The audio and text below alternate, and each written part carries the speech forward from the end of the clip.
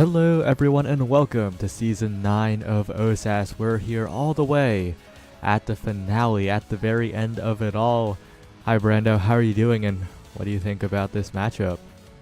I'm doing pretty good, and yeah, going right into it, first match of the night, we have Chikara Clinkers and Chikara Kittens. Classic Chikara team kill, kind of a staple in OSAS. But no, having gone up against both of these teams, I'm looking forward to a very competitive back and forth fight.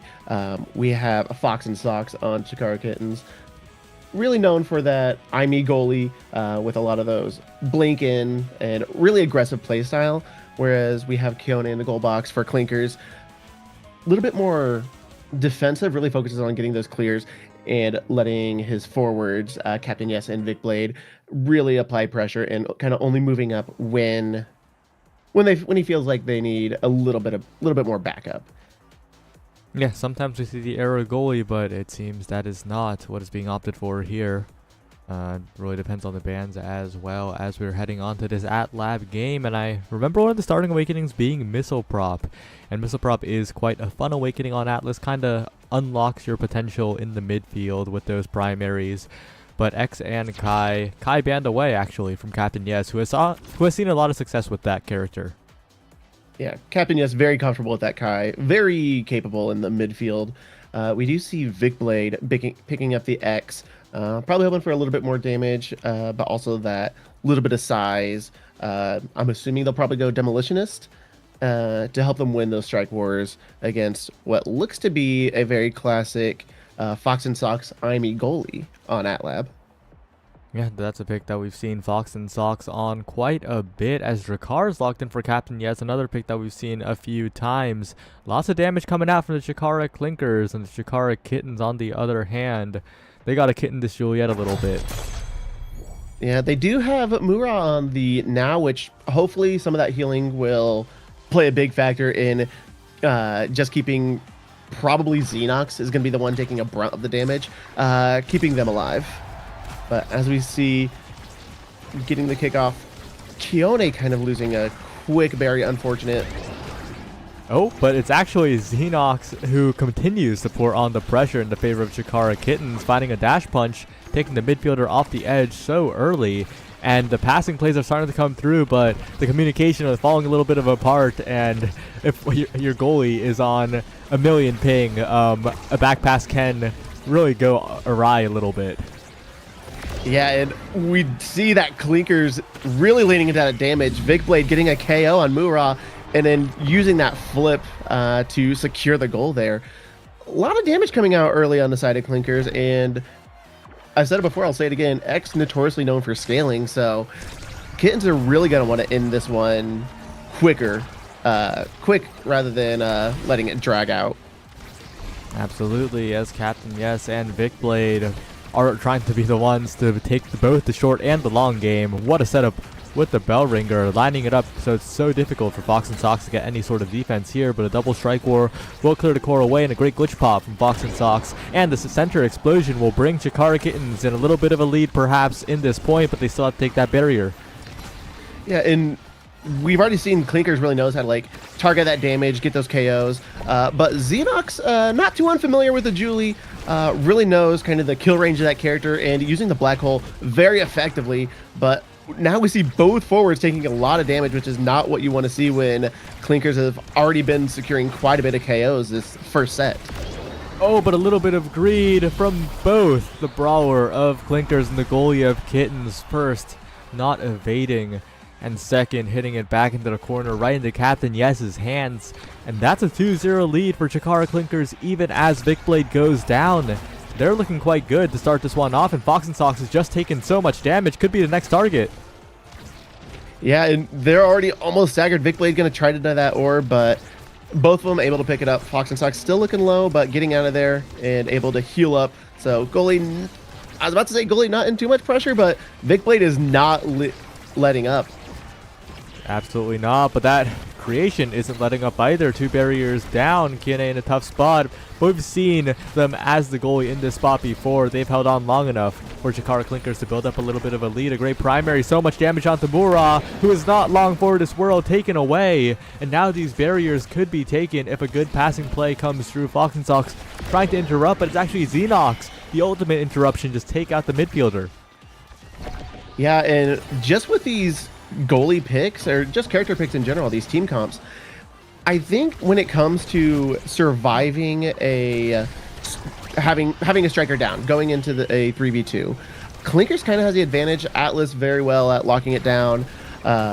If they can just get a forward to come back, cover the clears. And as I'm saying, unfortunate glitch pop kind of sends the core around the world and back into Kitten's own goal. Great strike shot from KNA to get the core on the wrong side of the glitch pop, and is rewarded with a potential hot shot here. That would be devastating in terms of primaries, secondaries as well. Core speed in general so good on Atlas, but there are plenty of great awakenings for this Juliet, and plenty of great awakenings later down the line, right? The start of some sparks as well. Yeah, it looks like Vicblade kind of really hedging their bets, hoping to pick up more sparks, just increase that skilling.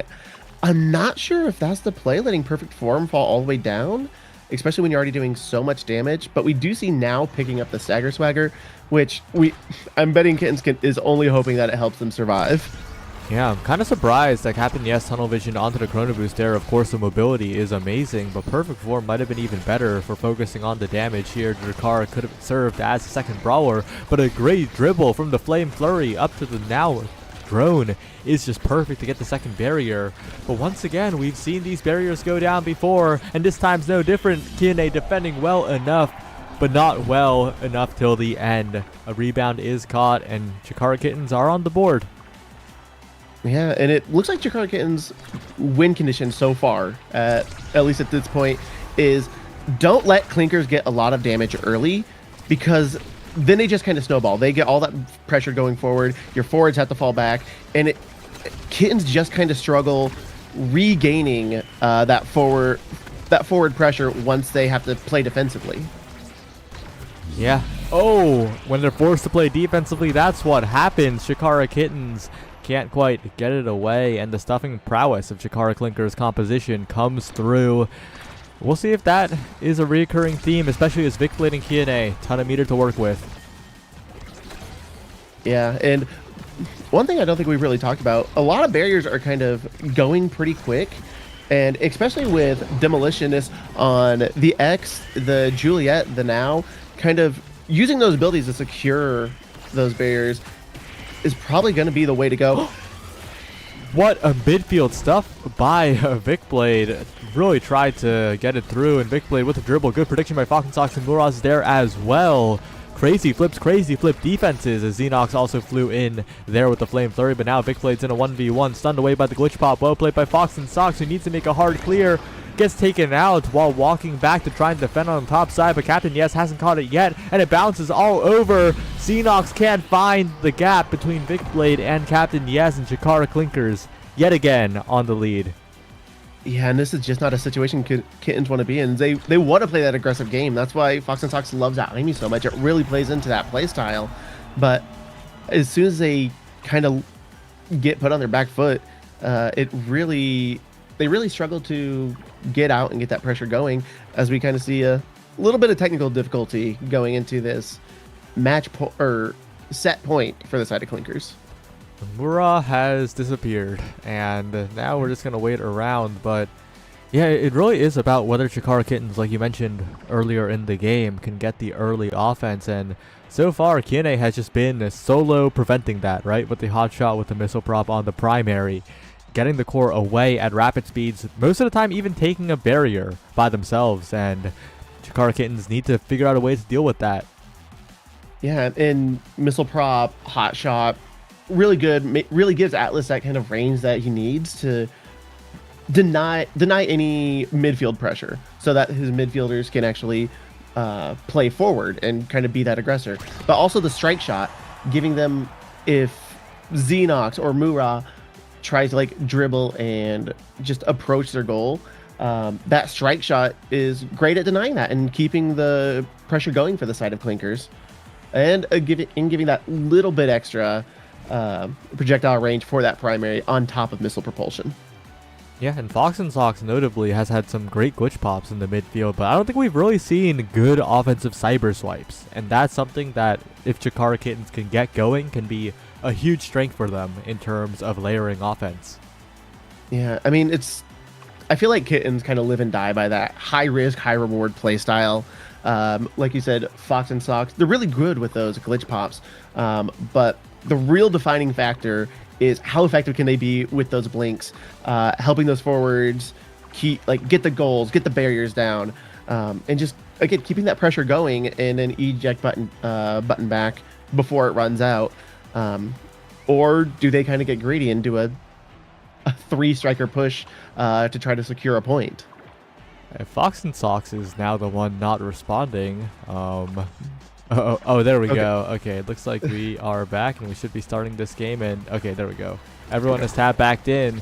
And in this overtime, that hot shot on the Atlas is going to be even more frightful. As the Sad Boys angle on the top side, Xenox capitalizes with a dash punch, adrenaline rush time. Vicblade taking a lot of damage, but healed up by the Celestial intervention as Kyone defends, has the flip, sends to the top side, and Fox and Sox passing play start up. Xenox a little too close to the edge, but Fox and Sox exactly what was necessary. We mentioned it during the break, and Chikara Kittens are there. Yeah, and starting that point off in overtime, you kind of mentioned how dangerous that hot shot can be for Chikara Kittens. But with this team comp and just kind of Kitten's play style of really wanting to get the core out of their goal box, overtime might favor them a bit more. Oh, but that kind of point is just rough. Chikara Clinkers got an early lead and converted it efficiently. Vicblade, the KO, a cherry on top to cement the first pick here. And a spark approaches. Of course, you have to give up such a scary awakening to Juliet, but you weren't really denying in the first place, right? Because Juliet can pick 1-2 or Knife's Edge, so it's just spark in time.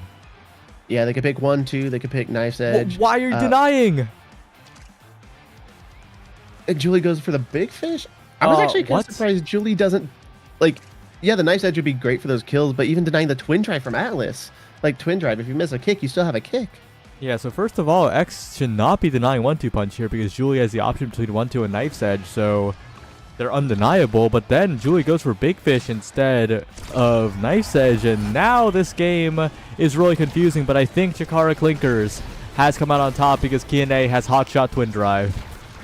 Yeah, I think that twin drive pickup is probably going to be the biggest thing coming out of that draft, and that point, not really long enough for that twin drive to make a difference, but Kyone doing a good job getting those saves, but also getting those saves and clearing it quick enough for Captain Yes and Vicblade to keep that pressure going, and really not having to move out of Kitten's goal box once they start getting set up. Xenox trying to use that additional size to win the strike wars, but you're against Kyone, who has so many defensive abilities to not even take the strike war in the first place. Vicblade and Captain Yes going in, finding the shotgun for the goal. And Chikara Kittens, I don't think they'll ever get a clean offensive opportunity. No, not with this setup. Fox and Sox has that super surge, has that dead eye. They want to get the kills, but they have to use everything defensively. They can't get the. But maybe now with Xenox getting a KO on Vicblade, they can get some pressure going, and Kittens can finally play the kind of game they want to play. But the issue is, right, you have to get through Kyone. Kyone still has pretty much every cooldown available. Primary, secondary, another secondary on the board as well. A special for good measure to make sure the team doesn't die again. And Kyone has the cooldowns back again, this bottom barrier theoretically should be staying up for what seems like forever. Even has the flip, uses it very late, but still gets out of there with a good angle around Xenox, and Vicblade staying alive for the moment. Kyone, again, so many cooldowns available now, can just pass it, primary it out. And this barrier on the other end is so dangerously low. Chikara Kittens losing the barrier, open net situation as overtime's about to take over. Yeah, and Fox and Sox trying to use that flip defensively to save the barrier, but Kyone, with all that projectile range on that Atlas primary, able to send that astral projection so far forward that Fox and Sox did not have a clear. And that core speed is coming out as well. Kyone, expanse is risky, but it gets the right bounce to save it. But this time it falls just short. Good shot placement by Xenox to get Chikara Kittens on the board. But they're going to need to be a little bit faster than that in the future points, because I think Chikara Clinkers missed out on a few opportunities of their own there. Yeah, but kind of like I was saying, I think overtime and this core speed that comes with it favors Kittens just so they can get it out, and Xenox can play forward and not have to fall back as much as they are right now, and really keep Keone from pushing forward and applying that midfield pressure. Yeah, but maybe Xenox should be pushing up anyway, even if the core control is not quite there. We're seeing that now. We're seeing a berry being taken and a flip being burned from Keone. And that could be Chikara Kitten's way back into the game, especially because of the awkward positioning. Keone positioning top side, leaving the barrier wide open. Good expanse to save it, but again, it's an open net in your Atlas, and Chikara Kittens really capitalizing on every single positioning from Chikara Clinkers. Yeah, Keone, especially when you're down to one barrier, it's like, first rule of AtLab from goalie, never give up the double barrier. Secondly, especially if you're Atlas, just sit on a barrier. Especially you have Twin Drive, you have Hot Shot, you have so many abilities to keep that one barrier up. It should not go down. And realistically, unless you have some kind of power play going, you don't really need to leave it when you have all this projectile range as well. Super Surge Deadeye though, Fox and Sox, a quick KO off the edge onto the midfielder, but watch out for the core speed. It's Keone here with the primary, managing to defend the midfield as well. Missed strike, but a hit secondary is good enough, and if they can get damage on Vicblade, maybe they can turn this one around, but Vicblade not being targeted at all, allowed to regen, but maybe the core control is what they need to take the barrier, look for a little bit more, but Vicblade's pushing forward. You gotta watch out. Bottom side, Molten Bolt, Captain Yes pushing forward. Xenox on the defense for now as Murat tries to build up a flip, but you let the core slip by one last time as Chikara Clinkers clean up the game. And Vicblade with a nice bull rush just to secure it, and forcing Fox and Sox to either try to do a risky clear out of it, or the evade strike to get it through, and just what did not have the timing. Absolutely. As this game finishes up, it was a valiant effort by Chikara Kittens, but Chikara Clinkers knew what they were going into, knew what was happening, and I think that was the difference, because Chikara Kittens, they had some good outplays, but the fact that they needed those good outplays really came back to bite them. Yeah, your win condition should never be wait for the enemy team to make a mistake. You need to have those setups. You need to have a game plan. You need to have a plan of attack. And I think Chikara Kittens did have a plan of attack. They just did not have a plan of defense, because most of that was all three members of Kittens trying to save the point, save the barrier, which just allowed Clinkers to have all the aggression, have all the pressure, and really Keone had everything they needed for defense, but it never really felt like they needed all that much, because they just weren't getting pressured. Well,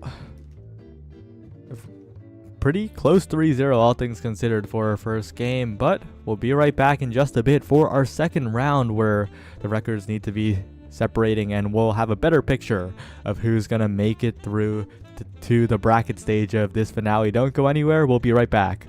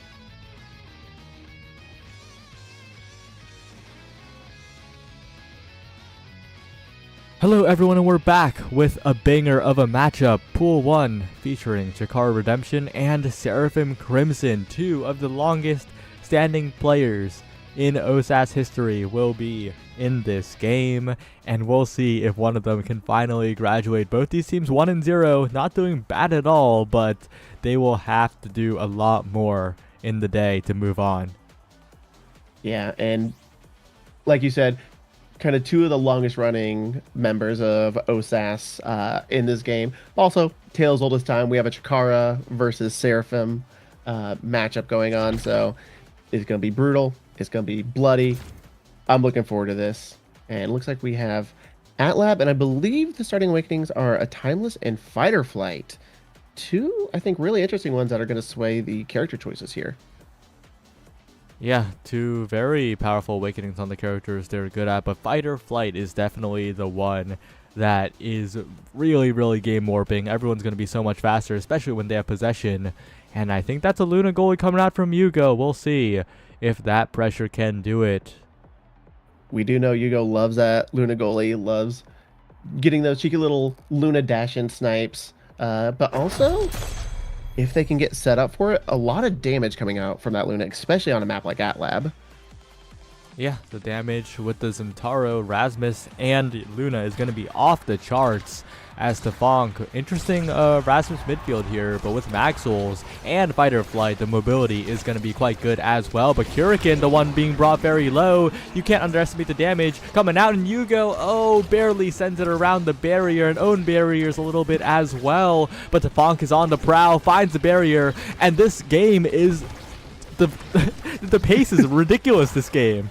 This is such a like I said, this could be a this is gonna be a battle. This is gonna be a brawl. We already see a lot of damage going out in Kurikan on that Zentaro. Yeah, they have a lot of low stagger, but feels like Chikara Redemption is just kind of like targeting them as soon as they take just the smallest amount of damage.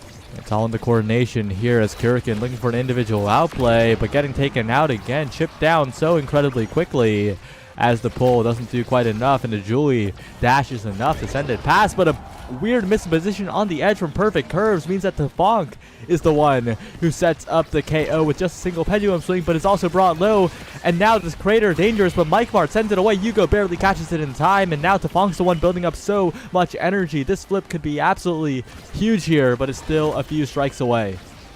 Yeah, but we are seeing Kurikan taking a lot of damage. Again, no evade to get out of this if they get caught kind of in a compromising position.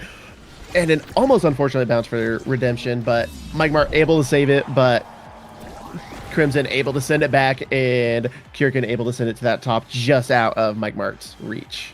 Drop placement good as ever from Kurikan, who has been the star player of Seraphim Crimson by far. This individual has appeared and been the brawler to watch out for in the entirety of OSAS, and we're seeing it right here. Scoring efficiency, both barriers going down, a flick to the top side even, and setting up Tafonk on the interception down to the bottom side. What a brilliant play by Seraphim Crimson. Yeah, and I believe we casted a Seraphim Crimson game week 2 when they qualified.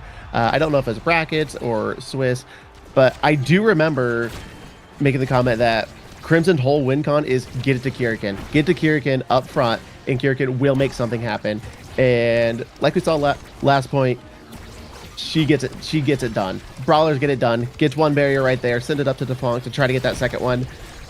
And trying to keep that pressure going forward, but Mike Mart able to push it out using Asher to what Asher's good at.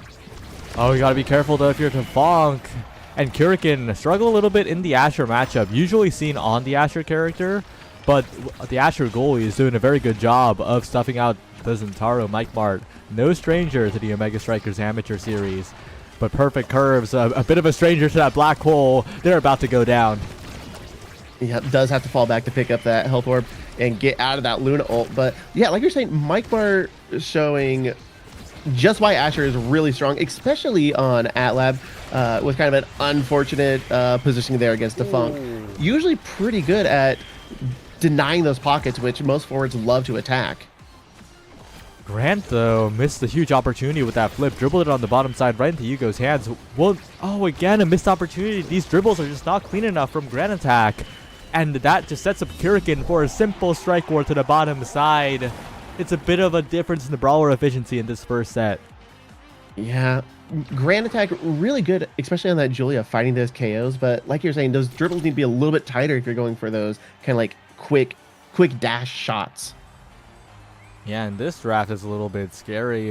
That 1-2 punch is what I'm looking at here. Maybe a potential denial might be good, as Stagger Swagger instead picked up. And Grand Attack, the one thing that he has really shown through on so far this game is the KOs, and they're going to get even more deadly. Yeah, and we do have Luna picking up the Unstoppable. Good matchup, especially when you're going against a Julie forward, preventing those stuffing plays. But gonna see if Grand Attack and Perfect Curves can kind of use that teamwork to get the forward pressure going. Like we said, it's just been a very quick match, and a lot of these barriers on the side of Crimson are just kind of going down just because the core just gets going in 100 different directions. Yugo, though, underrated pickup in the draft. Definitely that Unstoppable. Gonna make it a lot easier to deal with the Juliet and the Estelle. And a great rocket to save it, but Perfect Curves wins the strike war afterwards. And Yugo had the right timing, but the angle wasn't good enough. Needs to lock in those vertical angles as Grand Attack capitalizes. Yeah, the Unstoppable doing what it's meant to. Stop that hit stun, but yeah, like you were saying, just didn't have a sharp enough angle, and Grand Attack's Julie Punch was able to just force that core in. Still, though, Seraphim Crimson need to find their way back onto the offense, but that 1-2 punch Juliet is back, and that might be the difference maker here. Kurikan, though, finding a barrier, and Perfect Curves barely missing as Kurikan goes in, finds 2 barriers, looking for even more, looking for the entire goal at this point.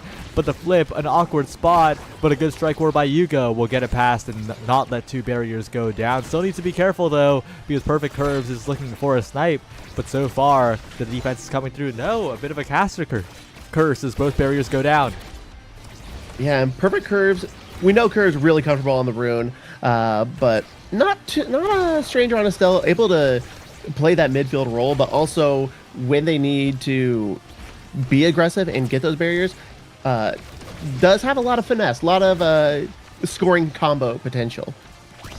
Yugo and Tafong looking for a passing play, but Perfect Curves interrupts in Kurikan's hands, dribbling it around the pass splitter, but can't get the primary in the very end. Dangerous spot with core speed for the Luna now, as the Crater goes through. A little bit of chip on the Perfect Curves, but that primary sending the core really fast as Tafong tries to set up. Not quite enough. Yugo, good pass forward, and Yugo stays out for the second strike. Big improvement from Yugo to even up this set. And if you're going to do that eject button goalie, that's what you need to do. Use that eject button, dash in there, get the strike, stay in there to return it back. Because as soon as that happened, we saw Curves push a little forward. They thought Grand Attack was going to be able to clear it out, and they were going to be able to make a play. And Hugo just staying there kind of caught Redemption off guard there. The barriers going down is tough, but again, it's tough to defend as a Luna against an Estelle. But the offensive pressure is being kept up. Good elusive from Mike Mart to not take too much damage as the core trapped by the pass splitter. Kurikan finds a snipe around Perfect Curves, who is not long for this world. Could get flipped off. A flip by Kurikan, stuffed away by the barrier beam of Mike Mart. As the Fonk on the top side looks for a little bit more, but a good strike by Mike Mart. Yugo staying out, goes back, finds the flip. Good timing on the defense by Yugo to make sure that goal didn't slip away, and Tafong will convert on the other side. Yeah, and just a lot of damage stacking up, especially on Curves, kind of preventing them to moving towards that midfield role, kind of forced to stay in that goal box. But Curves not afraid to like stick around, even if they are staggered, to help their goalie out, to try to just get those clears at the risk of possibly getting KO'd. But as we say KO, Redemption getting a double. But Yugo, though, keeping this point alive, getting a barrier even, and Kurikan is back. If they can find one pass, they can maybe get it out of the situation, as the Unstoppable does so much work for Yugo, prevents the dash punch from scoring, and Kurikan and Tafong are well and truly back in the game. Looking for a little bit more here, but the flamethrower is a little bit scary. Perfect Curves had a shot, but dribbled instead. What was that? I think they were trying to go for a pass. It just kind of didn't get the mouse around quick enough, didn't get the shot around quick enough to go for a straight shot. But Hugo just getting just out of position, not able to catch up as Grand Attack just send it around and the core just floats in, and Redemption tying this set up. Redemption, getting redemption for what happened in the middle of that point.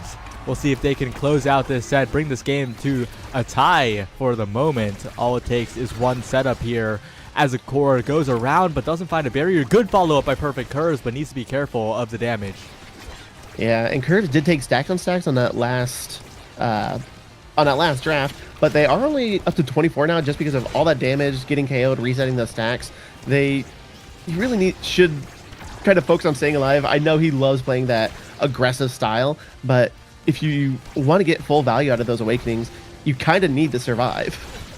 Dangerous spot for Yugo as the barriers are down, the unstoppable coming back, and this flip being built up might be huge. A really tough spot is the dash punch flip actually, and a strike war win by Grand Attack, finding it right through the defensive attempt from Kurikan, and Chikara Redemption tying up the game here. And I don't know how many times I have to say it. If there's a KO to be found, Grand Attack will find it, and getting the KO on Hugo was huge there. Noticing that the unstop was broken out does put him up in the first pick of this draft. Looks like they're going to grab the Demolitionist. That is kind of a scary. I was guessing Missile Prop or Extra Special going to Luna here. Yeah, I'm noticing that the Luna draft's looking quite good. Extra Special going to be huge in terms of offensive presence, and the awakenings in general in this draft are pretty plentiful. So no one really getting anything bad here. Peak Performance, a great awakening on this patch as well. So as long as Seraphim Crimson can avoid getting dash punched, I think they have the tools they need. Yeah, although you have that Juliet, you have Grand Attack with that 1-2 punch, fight or flight, demo, pummelers, unfortunate sad boys angles, but Grand Attack, if there's a KO to be found, will find it. But I think you were 100% right. Crimson needs to avoid those and keep from losing that striker advantage. Dangerous spot, Kurikan, double barrier looking for here, but Mike Martin Perfect Curves jumping in on the defense. Will it prevent that? A weird dribble by Grand Attack, kind of autopiloting here right into the hands of Tefong, and Kurikan converts, but the bait is there. Grand Attack gets the KO, exactly what they're known for here, and a pure strike war win, a mind game in the goal box as Chikara Redemption get a point. That's a beautiful mind game. You love to see it, and it's basically just a classic game of chicken. Who flinches first? And actually in that, it was who just doesn't flinch, because Hugo trying to wait out as long as possible waited a little bit too long. Oh, dangerous spot here for Kurikan, staying alive but losing a ton of stagger, trying to push forward. But again, Mike Mart really using the tools that this Asher goalie has to make Kurikan's life very difficult. Zentaro, not the realest of offenses. Yeah, unfortunately, Zentaro falling back at the midfield. Zentaro does not have the dash range yet, which Zentaro loves, so they can make those kind of quick plays and be a bit more effective with those dashes. But Kurikan taking a lot of damage, although we see the KO out of coming to Defunk as Redemption makes a power play and gets the point. Good passing play at the end too. Mike Mart didn't go for a direct shot, just passed it up for a better angle from Perfect Curves. And Chikara Redemption, they're really just making the most out of these dash punches, and the fact that this Asher goalie is really shutting down Kurikan. A double barrier from the flip from Grand Attack. What a flip to really turn this game in their favor to try and 3-0 this set as Kurikan almost gets taken out. Has the flip, needs to make the most of this flip, but it's such a dangerous spot. Yeah, Grand Attack looking a little low, getting a little too close to that black hole, but almost just doesn't have the speed to call out Yugo on that missed dash. Oh, and Yugo doesn't lock in the vertical clear, hits it back into the primary of Perfect Curves, and Chikara Redemption now have a set lead. And I think that's exactly what they need. Get Julie up in that forward position. Julie has so many options here. Looks like their Grand Attack is hovering the knife's edge, but there's the Adrenaline Rush. Looks like Curves is looking at that twin drive on Estelle. More of those blinks, just more pressure, more ability usage coming out of the midfield. I think twin drive might be a bit of a mistake. I think hotshot would have been far better, but I guess hotshot, they're saving it for Mike Mart to try and get infinite primaries pretty much. That defensive barrier beam is going to be quite ridiculous here. And now I see their strategy in the draft. They were trying to make sure Rapid Fire or Hotshot got to Mike Mart because they noticed that Mike Mart was completely walling Kurikan, and now Mike Mart's going to be able to do that even more. Yeah, but Kurikan does pick up that ever elusive EE on Centauro. More damage, more dash range, but Kurikan trying to like push it through that corner, and that's not how you get through Asher. You kind of just have to like hit it around her. Now that you have the dash range, you can effectively do a self pass if you preserve your dash. Kind of makes me think that maybe Seraphim Crimson should have prioritized getting the Asher for themselves. I think they, I don't know. Mike Mart is looking so good on this pick, and it's a pick that Kurikan has looked so good on. I think Chikara Redemption have entered this game, even in just the character select phase, with a clear game plan, and it's working. Yeah, and Asher just, especially on this map, any map that has like smaller barriers, has those pockets, is good goalie, good forward, really strong in those positions. And as we see, just kind of a scuff of the midfield, a scrap at the midfield, but Redemption able to sink that in, and they are on match point here. All it takes is one more. One good point from Mike Mart on defense. Kurikan needing to find an opportunity, but it's just stolen away in the midfield, and now needs to desperately try and rush forward. But the dash punch is always a threat you have to watch out for. Kurikan doesn't get caught that time, but the barriers are slowly going down on the side of Seraphim Crimson, and a flip attempted to open space is blocked away by Perfect Curves, who occupies that space instantly. Kurikan now looking for some double barrier action, slows down the play, looks for the follow-up, but it's not enough. The double defense is good and the barrier taken, and Seraphim Crimson now in so much trouble. Mike Mart flip available, defense or offense. Pick of the litter still, but it's defended away by Seraphim Crimson, maybe staying alive for a little while longer. Yeah, and almost an unfortunate black hole pop there, taking the barrier, but Redemption able to clear it out. Hugo able to save that with a nicely timed Luna dash, but has nothing to challenge a Julie ult in the face, and Redemption secures, going 2-0, I believe. Yep, 2-0 at the moment. Seraphim Crimson dropping down to 1-1. Big win for Chikara Redemption. And if they play like how we just saw, I think they'll go far. They'll probably be making it to bracket if they play like that. What a solid performance. What a solid game plan. Yeah, Redemption looked a little shaky that first set, but they got the awakenings they needed, that they wanted, and found their win condition of basically getting away from Kurikan. We were talking, I referenced week 2 when we were casting a Crimson match, and it seemed like if Crimson could just get it to Kurikan, then she'll score, she'll get it done. But going against an Asher goalie in an AtLab, I think they needed to work more on like control and getting Kurikan and Tafunk up there to be able to pass it around, because Asher's going to be able to hold it. If they're not getting it through you, they're going to stall you long enough for Perfect Curves to come back with the Estelle and help on those defensive plays. And we kind of saw that going in, as Kurikan and Tafunk just could not make those, secure those goals that we saw in that first set. Yeah, really tough, but it is what it is. We're going to move on to round 3 before long. Don't go anywhere, everyone. We'll be right back.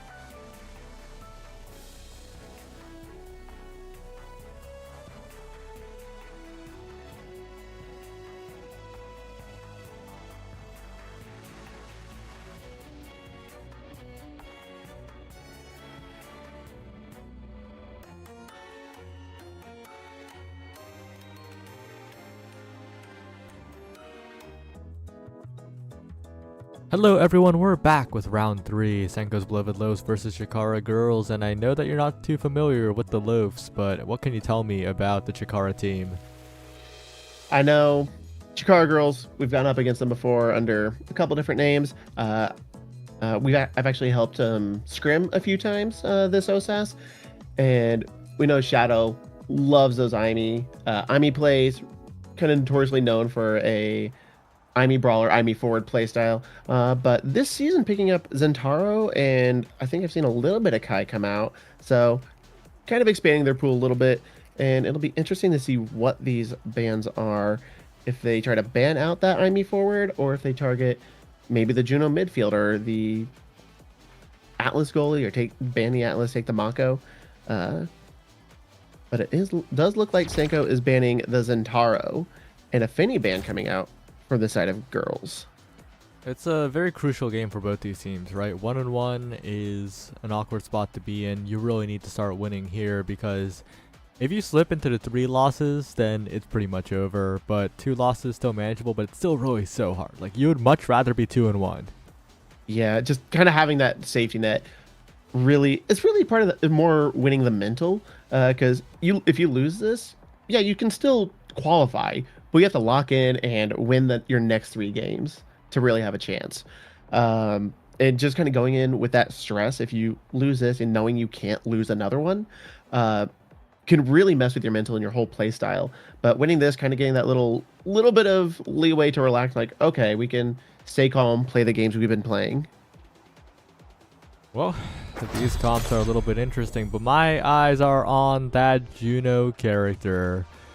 Arkmeister has a lot of agency, especially against the goalie, right? Luna not the best at dealing with Juno. Yeah, Luna, well, we kind of saw it with Star from Crimson last match. Luna goalie can be really impressive, and if B-Knight can find those clears and effective uses of their abilities, then they can actually have a lot of forward pressure. But it's going to be difficult with that Juno once they get their abilities up and start dropping those blobos. Same can be said about the Kai Barrage as well, something that Lunas do struggle to deal with. It requires very, very precise body blocking to reliably get away from. But again, the win condition of Senko's Beloved Loaf seems to be the damage, and Arkmeister already getting pretty low. Yeah, Cholesterol really seeing that blood in the water on Arkmeister. Juno getting a little bit low, but unfortunately they just don't have the abilities up to get them staggered, get that confirmed. Speaking of staggered, Arkmeister returning the favor, and Chikara Girls returning the favor tenfold and getting the KO on Cholesterol. Flip available from Babao, confirming it into the top side. Well placed with the goal gates opening up, and despite the deficit in player count, Senko's Beloved Loaf strike first. Yeah, and that seems like this just going to be their game plan, is once they can get their damage up, now that they have a level 2 Kazan, so Kazan's a real character at this point, they're going to have more abilities to try to get it around this Mako goalie. Mako notoriously known for being able to lock it down, but also it looks like Cholesterol really wants Arkmeister out of this game.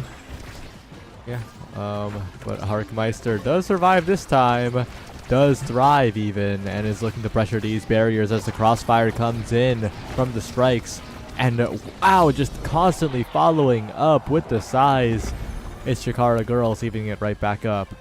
Yeah, and that was just kind of the being well positioned on the side of Shadow with that Kai, seeing just a line of blobos there covering the middle clear that Babao just didn't really have any choice but to send it down to the Kai, or send it back up and have B-Knight try to strike for Arkmeister up top. Well, Godzilla not able to get it out of the corner. Really tough in that lab. A creative clear though, but Arkmeister not quite there to help Godzilla get it out. There were a few clears available in that awkward spot, and it really needed some midfield help. Yeah, and a little bit of misplay on B-Knight. They dashed in, they got the strike in. And they stuck around a little bit, but I felt like they eject button back a little too soon, especially since they're holding eject button, which they use there defensively. But yeah, just did not get punished for it, and Senko's Beloved Loaves able to get it up to 2-1 this point. This time, though, Chikara Girls the one with the open net on the other end. Sengo's beloved Lows need to watch out on the defense, trying to find some offense here with the flip perhaps. So strike missed by Godzilla, but a passing play through the shadow. But no, not quite enough. A good snipe by B-Knight to get it out of there. But B-Knight in a tough spot. Good barrage to cover the easier clear. And that will be Shadow finding the goal to even it up. Yeah, Shadow looking very comfortable on this Kai. Kind of like what I said leading into this. Very comfortable with the Aimi, kind of known for their Aimi pick. But Bao taking the Aimi away and kind of forcing Shadow to this Kai. But they have been positioning very well. Really good ability usage once they can kind of get the core going in the direction that they want. Godzilla, good snipe for one barrier. Looking for some more. But so far, I think Arcmeister has not had too much presence. I expected a lot from the Juno coming in, and we haven't really seen it so far. So Arcmeister needs to find a way to get more involved in the play, because if they don't, it will just be Babao, Cholesterol, and B-Knight collapsing for yet another goal. Senko's beloved Loafs win the first set. Yeah, and I think you're absolutely right. Babao, or not Babao, sorry. Yeah, Babao getting the first pick this draft, but Arcmeister, not a lot of presence, not a lot of effective usage of all those Juno abilities, and yeah, just kind of struggling to get it forward and getting Shadow set up for what they need to score, as we see a Catalyst pickup on the bow. Twin drive as well, an incredibly strong awakening on the Luna, giving a lot more offensive and defensive flexibility, just more presence on the map. And overall, the draft really fallen into the favor of Senko's beloved Loaves. But if these sets go long, then there is a chance that stacks on stacks could mean that the Kai takes over the game. Yeah, it could very much just be speed being the win con on the side of Chikara Girls. Little unfortunate that Godzilla did have to deny the spark from falling down to B-Knight, picking up that stagger, but they do have big fish. They do have that spark of stagger. If they pick up something like peak performance, get that basically double stagger awakening boost and get that speed boost, we might be able to see them making a lot more effective defensive plays. Oh, bit of a sad boys angle. Cholesterol not able to get the barrier this time as the Kai approaches. Shadow, top corner. B-Knight doesn't get the strike after the dash in time. And Chikara Girls first on the board. If they could play like that, that could turn the game around. Yeah, and if they can play like that, yes, I think they can really turn something around, but that previous point is still kind of an issue of Arcmeister doesn't have that much presence. Yeah, we see them help get that barrier down with the Juno primary, but they're not too effective helping on the defensive play once Chikara Girls... B-Knight, why'd you eject back? Oh, Do you want to take it from there? It's the Diamond Luna thing where you instinctively press eject button when you shouldn't. Like, you had the defense, you had the flip, you could have saved the goal, but now it's Chikara Girls who have the presence. Yeah, it's... at least they didn't burn flip in it if you're going to look at some kind of silver lining, but we do see two flips on the side of Senko beloved Loaves. But yeah, B-Knight is going to have to lock in and really not panic, which is kind of hard to do as a Luna goalie once the core is in your goal box. Well, Cholesterol trying to find some offense quickly. Flip available top side, and the coverage isn't there from Chikara Girls. Really, really good with the flips, I think, Senko's beloved Loaves. They've had very good accuracy whenever they have it onto the net. Yeah, once Senko's beloved Loaves can kind of get that forward pressure going, they can make a lot happen real quick. Very effective ability usage. Kazan being able to get it around a lot of these Mako clears, which a lot of forwards kind of struggle with. But also, Chikara Girls kind of not there defensively. It doesn't seem like there's a lot of that mental synergy, that mental sync up that you kind of need between your goalie and midfield, and just a lot of miscommunications as we see there of Arcmeister trying to tank that Aimi turret, but Godzilla still sending it down into that pocket and allowing Cholesterol to Kazan ult to just secure the goal there. Senko's beloved Loaves have turned this around real quick, looking for one barrier, looking for two, but a good strike war by Arcmeister, trying to push up into the corner, finds the top barrier. Well played with the slime redirects there, but that bottom barrier still standing is a little bit difficult for the side of Chikara Girls to get it out of there. But Arcmeister into the hands of Cholesterol needs to work on the clear angles because right now Cholesterol is getting rebound after rebound. Yeah, and we're definitely kind of seeing Chikara Girls. You can tell the playstyle they want. They want to get out there and just have Shadow, just keep it forward with that Kai. B-Knight up there with the flip, waits out the eject button. Can they make something happen? Does use the secondary to get back in position just in case anything bad does happen. But that's 2 charges of secondary burned. If Chikara Girls advance on the offense fast enough, that could be their goal, as B-Knight has the secondary back now and will defend here. Shadow going for a play. Giga Blast. The flip having Aimi off, and that's a huge swing in terms of momentum as B-Knight clears into the corner way too early. Arcmeister, easy coverage, and Chikara Girls even up the sets. Yeah, this is the kind of game that Chikara Girls need. They need to get that pressure going, but that KO on Babao was so crucial. It basically burned their flip. They got KO'd holding a flip, which you never want to have happen, and that does put Shadow up front to grab the 1-2 over the Chrono Boost. Chrono Boost, Egoist, Missile Prop. I'm kind of surprised with the 1-2 pickup. Yeah, why would you take 1-2 here? All you're doing is denying your own Juno. Like, dash range is good and all, but who are you denying with the 1-2 punch? I guess Kazan, but Kazan has so many choices in this draft anyway. Yeah, I don't really think it's really worth at that point. Are they just kind of scared that the damage is just going to be too much for them? Yeah, there was a lot there for Kai, and I don't think 1-2 was the pickup. Yeah, definitely a weird draft, and that might let Sengo's Beloved Loaves really take over this game because they had some very strong pickups. B-Knight rushing forwards, a lot of patience on the eject button this time. But Babao and Cholesterol, a bit of a weird passing play, and Arcmeister capitalizes on that hesitation, a barrier taken in an open net. And I was so thrown off by the 1-2 pickup by Shadow. I completely overlooked. Babao has Catalyst Egoist on that Aimi pickup. They're going to be building up that elusive, using flip. They don't really need to be conservative. They're going to get it back in like 10 seconds anyways, and then they're going to get a speed boost from it. Oh, but B-Knight is striking way too early. We saw it in the previous set, and we see it again on the top side. As a goalie, the one thing that you should not do is strike early when they're like way ahead of you, you know? Like, if you're on top of each other and you can get around them and you can strike it early so it gets out of their strike box, yeah. But if you strike early into them, that's a huge problem. And if you dive into the wall, a great snipe by Shadow immediately capitalizes, creates a power play, and now the offense can begin, but trying to brute force strike wars, and Babao defends adequately here, but 2 barriers taken by an amazing snipe by Godzilla. Yeah, just an unfortunate KO.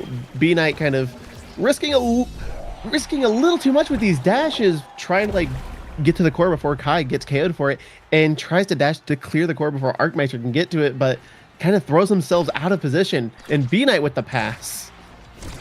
Yeah, as Sengo's Beloved Loaves, they need to find their footing on the defense because their offense has been very solid, especially with the flips, but right now they're kind of stumbling in terms of not giving these barriers up. Slimes are coming online as well from Arcmeister. Babao this time rushing forward, has the Catalyst Egoist, needs to make use of this flip as soon as possible, try and take the barrier first, but again, the brute forcing strike wars doesn't quite work out. Yeah, I don't care what striker you are, even Asher, notoriously good at stuffing it through, struggles stuffing it through a Mako, just so much defensive power. But Babao with a wonderful flip and beautiful angle, the goal gate's not even fully open, able to bank that in right behind Godzilla there. Sengo's Beloved Loaves, when they use the flip, they know exactly what to do. Might be the best team that we've seen today at utilizing that flip, but it goes around the barrier, a bit of a Sad Boys angle, but maybe a blessing as it sets up for 2 attempts on each barrier. Well played by Sengo's Beloved Loaves to capitalize, and now they should be able to transition into offense here. Dangerous spot, but a good rocket nullifies the slime, and B-Knight's looking very comfortable at that range. Yeah, and we kind of allude to it at the start of the set. Sengo's Beloved Loaves were kind of their own worst enemy. They were struggling. They were like panicking. You mentioned it, B-Knight just striking way too early, but it seems like they've calmed down. They've regathered their rhythm. Cholesterol with the spread out. I assume it's all in good fun. They're finding the rhythm and finding what they need.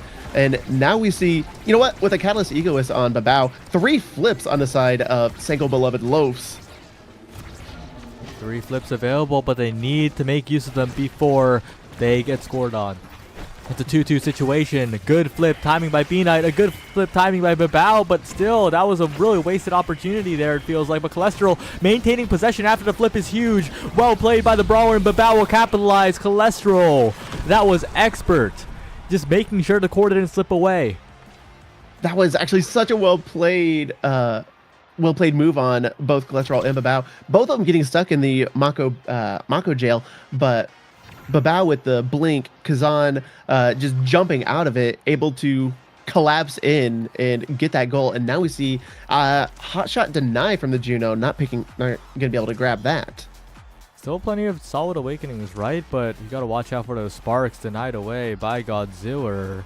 And that size on the Kazan on Cholesterol is going to be really huge, because Cholesterol so far hasn't had the flashy flips of Babao, but has been the backbone of this team, making sure that the core doesn't get to the other side too often and that the offense is maintained. And with double size, this Kazan's going to have so many hitboxes that are half the field.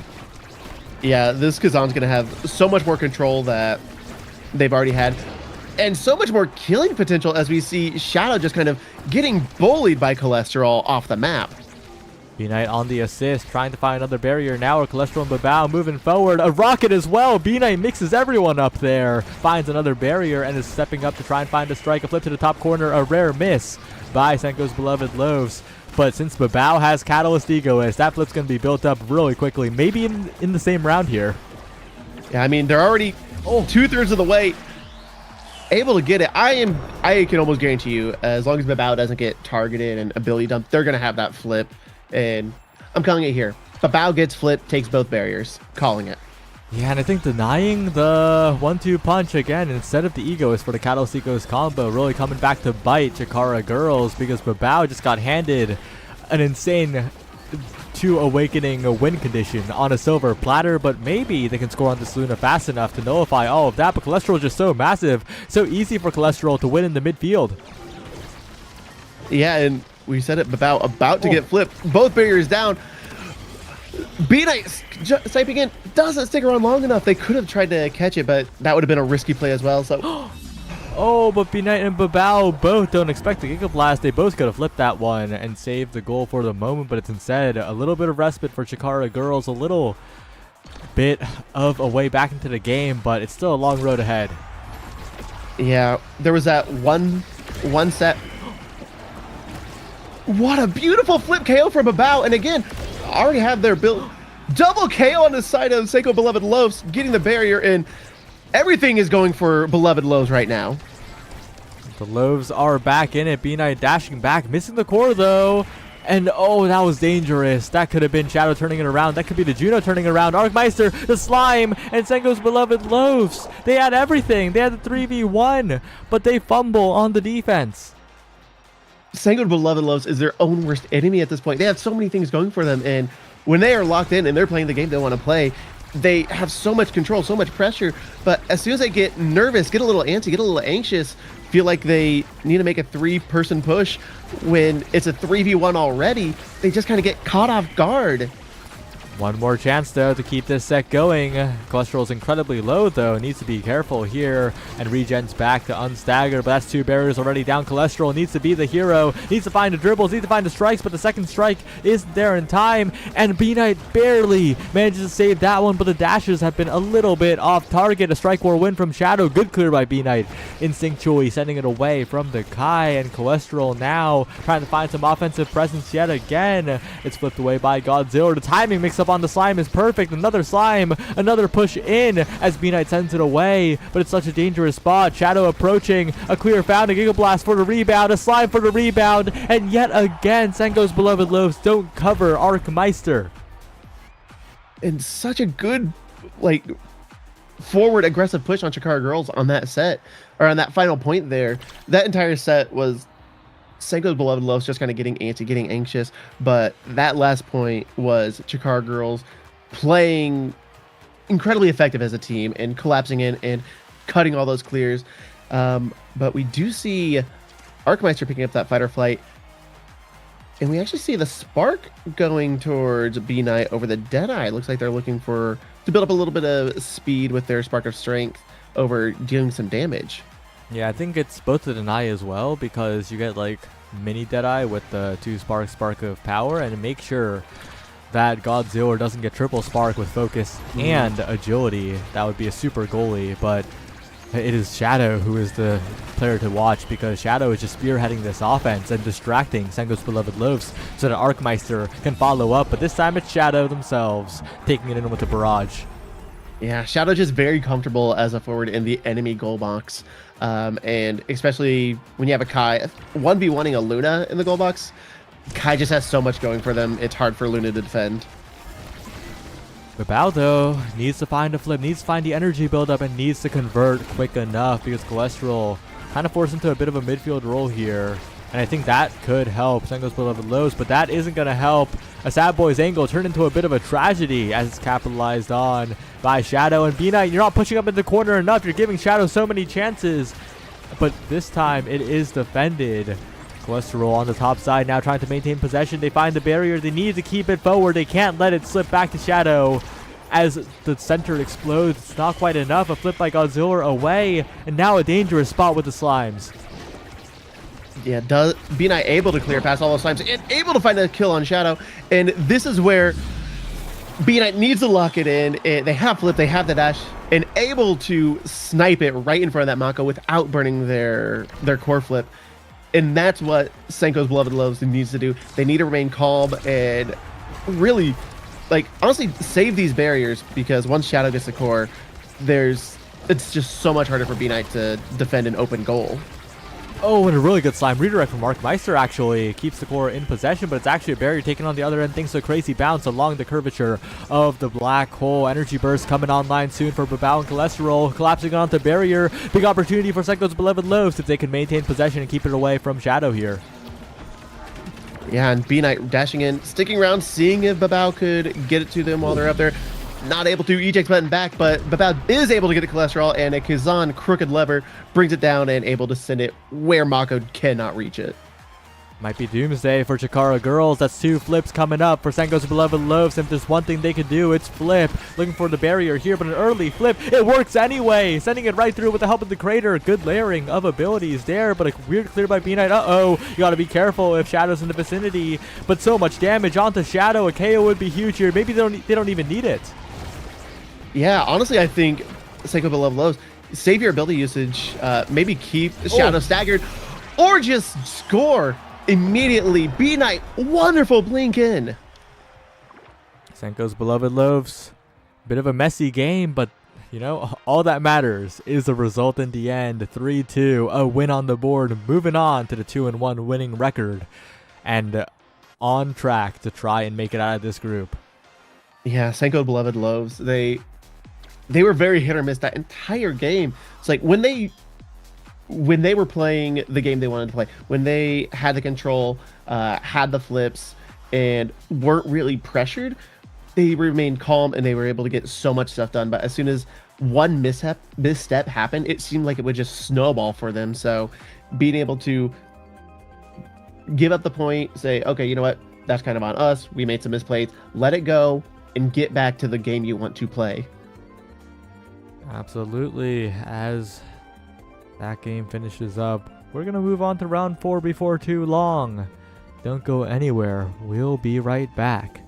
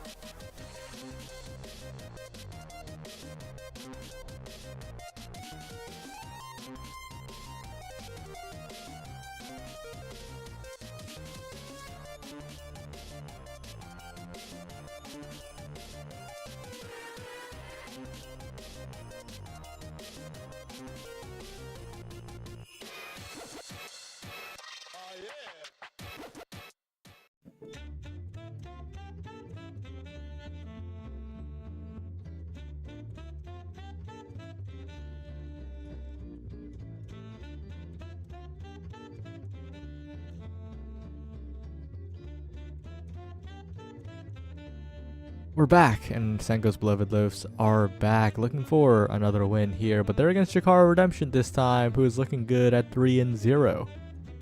Yeah, and we're sending it back to AtLab. Is this the third AtLab in a row? We've had one Taika match, I believe. Yep. But yeah, just AtLab, very popular amongst these OSAS teams. But we do see a rapid fire and missile prop start. And kind of see a double hover on the Kai here. Yeah, the Kai looking to be a bit of a priority here. I wonder where it'll go, second pick or third pick. But Babao, once again, on that Aimi. Yeah, Babao loves the Aimi. Was able to get good use out of it last game, but they did have Catalyst Egoist. Let's see if Redemption is sharp enough to deny that from happening again. And I'm guessing we're seeing a Grant attack on the Julie and Perfect Curves on the Rune. Two really comfort picks for these two players. And yeah, Sengo's Beloved Low is really prioritizing banning out Mike Mark's Dubu. Babao and Cholesterol going to be the scoring duo once again, looking like a pretty similar game for them. But that Rune is really the X factor in this game. And of course, Mike Mart back on the Asher. We saw how good it was against Seraphim Crimson, and we might see that yet again. Yep, and we see rapid fire pickups all around. They want those primaries. They want that ability usage. They want those cooldowns low. And so, going to be seeing hopefully a lot of interesting plays and mix-up with all this cooldown reduction across the board. Mike Mart in a bit of a dangerous spot though, because if there's one character that can really get around Asher, it is the Kazan. But Grand Attack already on the attack, finding a KO very quickly in this first point, and the offense being pushed forward. Oh, and Mike Mart just kind of getting off guard, not paying attention to that black hole timer, does end up kind of getting own goal black hole self unlock. But I've said it before, I said it again, if there's a KO to be found, Grand Attack is going to find it. Banish found, trying to buy a little bit of time, but Cholesterol steals away the core. Perfect Curves going in, but B-Knight unfazed, not panicking in the corner. Maybe panicking internally with that Aimi Shock emote, but calm and collected on the defense. Mike Mart as well, clearing it away, but Cholesterol maintaining possession. Grand Attack now, dash punching, but good defense by B-Knight, converts into a goal by Cholesterol. Yeah, and Perfect Curves and Mike Mart, unfortunately, a little bit of miscommunication, kind of stacking on top of each other. And like you said, if there is a character that can get around an Asher goalie, Kazan is it. Just so many abilities. You can stuff them with your open primary. You can kind of like juke them out by striking and then crooked hooking it back to you to get them to bait out an ability and just hit it straight at them. So I think it's going to be a very, very forward game from both teams. Both teams really wanting to get their forward plays going. And Mike Mart getting caught off guard, and again, I think that's the difference between last time we saw Mike Mart and this time. Sengo's Beloved Loafs are playing around him very, very well, and also the Kazan is just a very good character at doing that. Yeah, and I think Mike Mart is just kind of getting thrown off with the black hole there. A little bit of miscommunication with Curves and Grand Attack on that kickoff there with those pillars. But Grand Attack with a nice flip, getting the KO. Ooh. Perfect Curves popping that black hole, double KO power play on the side of Chikara Redemption. But B-Knight holds it. B-Knight is being very patient on the defense here. Oh, finds the strike afterwards as well, flips it away. And despite a slight defensive misstrike, B-Knight still manages to hold on. And Chikara Redemption, bit of a catastrophe, a 3v1 gone the wrong way, as this point is still very, very doable for Sengo's Beloved Loafs. And Grand Attack has been getting a lot of KOs, but kind of staggered here, becoming a target for Sengo's Beloved Loafs, but able to stay alive, but just not able to stay alive long enough. Yeah. A little bit of Caster's Curse. Taken out at a bit of an inopportune moment here as Mike Mart, a late flip as the barrier falls. B-Knight now. Perfect Curve, self-pass, but can't find the strike. Has been missing quite a few strikes, unfortunately, in this point. And B-Knight is very aware of the rune pillars here. Grand Attack catches the core, but it's Babao who sends it forward, trying to send it up to Cholesterol. B-Knight now a passing play. Babao flip available, set up with a dribble, and Mike Mart can't get back down in time. Excellently played by Sengo's Beloved Loaves, especially B-Knight, to hold on. Yeah, B and I doing a solid job holding that on, but we said it last game. Senko Beloved Loaves is just so effective with their flips, and we see it right there with Babao sending it up top. It comes back to them, and they're able to use that flip to secure that goal. And it's set point, no use saving it right there. Fight or flight, what my eyes are on right now, but it's passed up so far. It's such a strong awakening in terms of mobility, but it's passed up in favor of size this time. And if it falls all the way down to B-Knight, B-Knight's going to have a lot of agency here. Might go for something else, though. Unstoppable's looking juicy. Arrow's looking juicy for that speed as well. But I can't believe Fight or Flight got passed up there. Yeah, Fight or Flight and Unstoppable. Again, with Grand Tech being able to find a lot of these KOs, yeah, they haven't been able to, like, confirm anything when they get these power plays going. But a beautiful banish by Curves, able to get that barrier down. But I am kind of surprised neither Cholesterol or Babao picked up the Unstoppable. Perfect Curves and Grand Attack now pushing on to find some offense here. And Grand Attack once again find the KOs, looking quite reliable in that department. Core being flung back once again as Grand Attack tries to set up, but it's being slowed down yet again. Senko's Beloved Loaf stalling out the power play. Yeah, and kind of like I was saying, they're able to find these KOs, getting these power plays, but Chikara Redemption's just kind of struggling to position themselves in an effective way to, like, use that striker advantage to pass around the goalie and make something happen. And B-Knight doing a wonderful job just holding it down at every possible angle and just not giving an inch. Mike Mart building up a lot of meter here, and a good dash punch by Grand Attack. But once again, the power play arrives, and once again, Senko's Beloved Loaves threatened despite that. Babao forcing out a flip from Mike Mart, already advantaged in this power play. Good clear by B-Knight, good timing, and the banish doesn't last long enough to get anything done as B-Knight and Babao try to rush forwards. A good drop back by B-Knight to not get caught by the dash punch. And once again, I'm saying once again because it's many times again, it's Senko's Beloved Loaves surviving the power play and coming out on top. Senko's Beloved Loaves is just so good with her positioning. B-Knight is locking it down. This is the B-Knight when Beloved Loaves were shining last match. This is the B-Knight we were seeing. Lock it down. That patience. And that patience is so crucial when you're going up against a rune, especially with rapid fire, because you never know when those pillars are going to pop out. But B-Knight locking it down, and really a lot of, like, forward plays happening on both sides. But this match is becoming a tale of two goalies. Mike Mart kind of struggling in some of these positions, getting caught off guard by the black hole a couple times, while B-Knight just remaining perfectly calm and collected this entire match. Yeah, and it's so hard as Mike Mart, right? Because Cholesterol and Babao are playing so efficiently. Perfect Curves and Grand Attack. I think their individual plays have been good, right? The KOs, the individual pillars, but they're not playing well together in this match. Yeah, you can see Curve setting up these really montage moment rune plays that he's kind of known for and he's actually really good at. But it's like you said, Senko Beloved Loaves is just working so much better as a unit than Chikara Redemption. They're playing Chikara Redemption playing as three good players, whereas Senko Beloved Loaves is playing as three good players on a good team. Well, Cholesterol once again looking for an outplay, and Babao with the follow-up will cut off any sort of downwards clear. And now with the dribble, with the pass to the top side, looking for another passing play, and it gets past Perfect Curves as Babao looks for another right to Cholesterol, top side. It goes as a dribble, but not quite enough this time, as B-Knight needs to be very careful, almost taken out, a little bit greedy, but not punished for it. And an unfortunate misstrike by Perfect Curves let it go. Mike Mart kind of burning the flip to get that save there, but Senko Beloved Loaves making another offensive push. A lot of damage going on the side of Senko Beloved Loaves, and if Redemption gets a double KO, that might be the way to go. But Beloved Loaves is just playing so effectively, so good as a unit, forming those triangles, passing it around the midfield, and able to just secure these goals. The passing plays come back, and once again, they are the ones with an advantage in this draft. So many strong awakenings for the IME available. Extra special could be it, but it also could be something like the perfect form. And of course, Mike Mart gets Hotshot or Prime Time, a lot more defensive capability, but this is such a scary draft, denying the rune doubly. Hotshot extra special, but I'm not sure if Hotshot was to play on Cholesterol because Cast Last was still on the board. Yeah, Perfect Curve is able to find those banishes, and they're going to be longer even in the goal box. If Perfect Curves can time those banishes effectively. And again, kind of really work with Grain Attack here.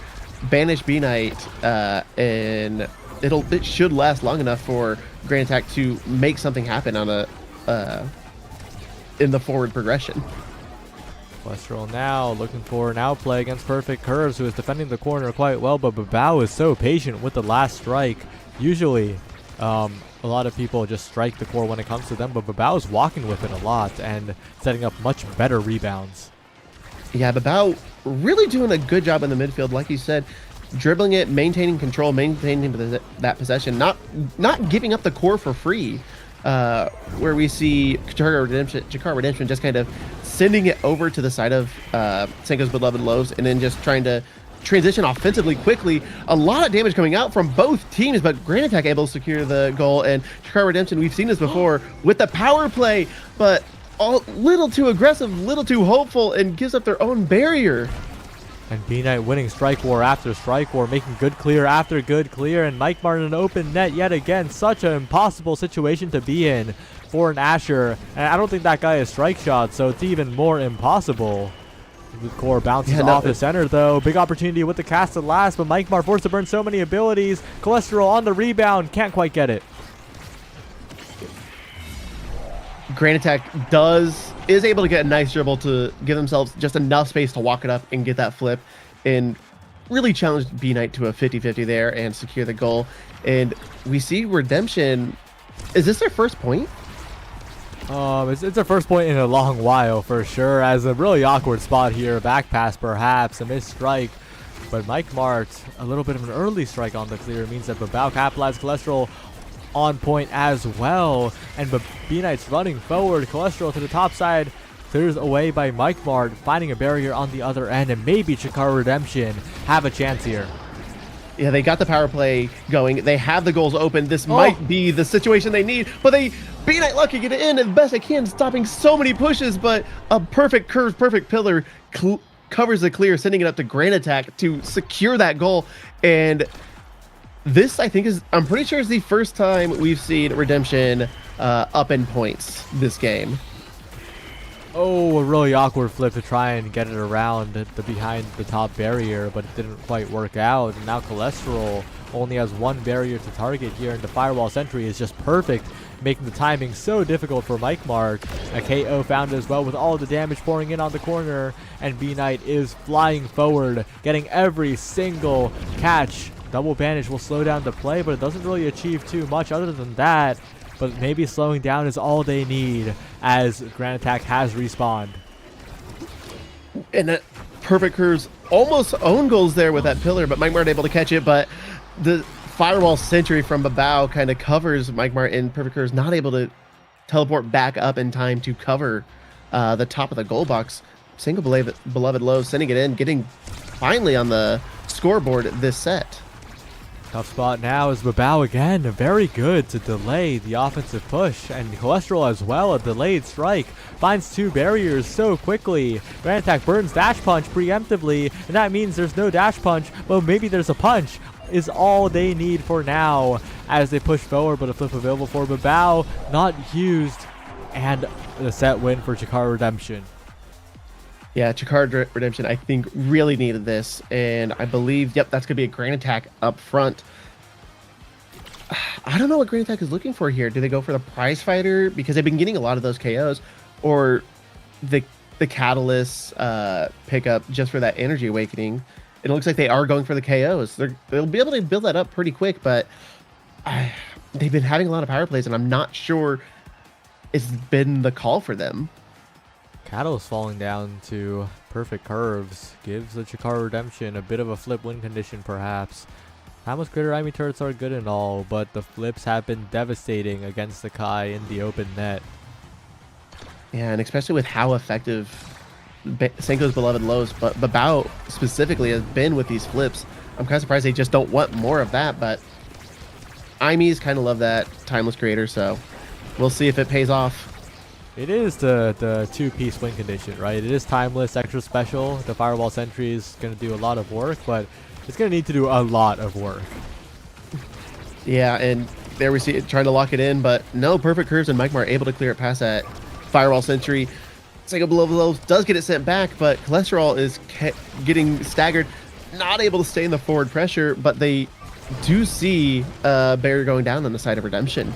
Cholesterol still staying alive, though, but a barrier falling. Cholesterol, though, again, surviving. Okay, well, not for too much longer, and Grand Attack pushes forward. A Firewall Sentry on the defense this time, and the goalie being taken out. That's 3 prize fighter stacks already as Babao desperately defends, has flip available, dodges away, and flips it to get the barrier on the other side. A masterclass from Babao, but leaving the goal wide open is Cholesterol overcommitting on the play. It was brilliant for a moment. Babao able to lock it down, able to win the flip war, and able to clear it out and get the barrier. But yeah, Chikara Redemption able to make use of that power play, and we do see 2 core flips on the side as Mike Mark kind of burns one defensively a little early, but that prize fighter Grand Attack is about to close out this one with a flip available, but actually kind of overcommits onto the KO instead of just simply flipping it in, and that's what they do right here on the second try. I did not realize this. Grand Attack picked up Adrenaline Rush 2 drafts ago, so that makes that prize fighter pickup much more sense, and I think a very good play on Grand Attack. Get this KOs and just get your abilities back up and get more KOs. I guess it's not so much they can't convert a power play. I think they just need a 3v1. But watch out. Sengo's Beloved Loaves still have the core control, but Sengo's Beloved Loaves are lingering too much near the top wall. So many KOs found in the same exact way by Grand Attack here, who now switches targets onto the barrier. Could have gotten the goal there with the banish, but will get one with the dash punch instead. We're on a set 5, and Chikara Redemption show no signs of slowing down.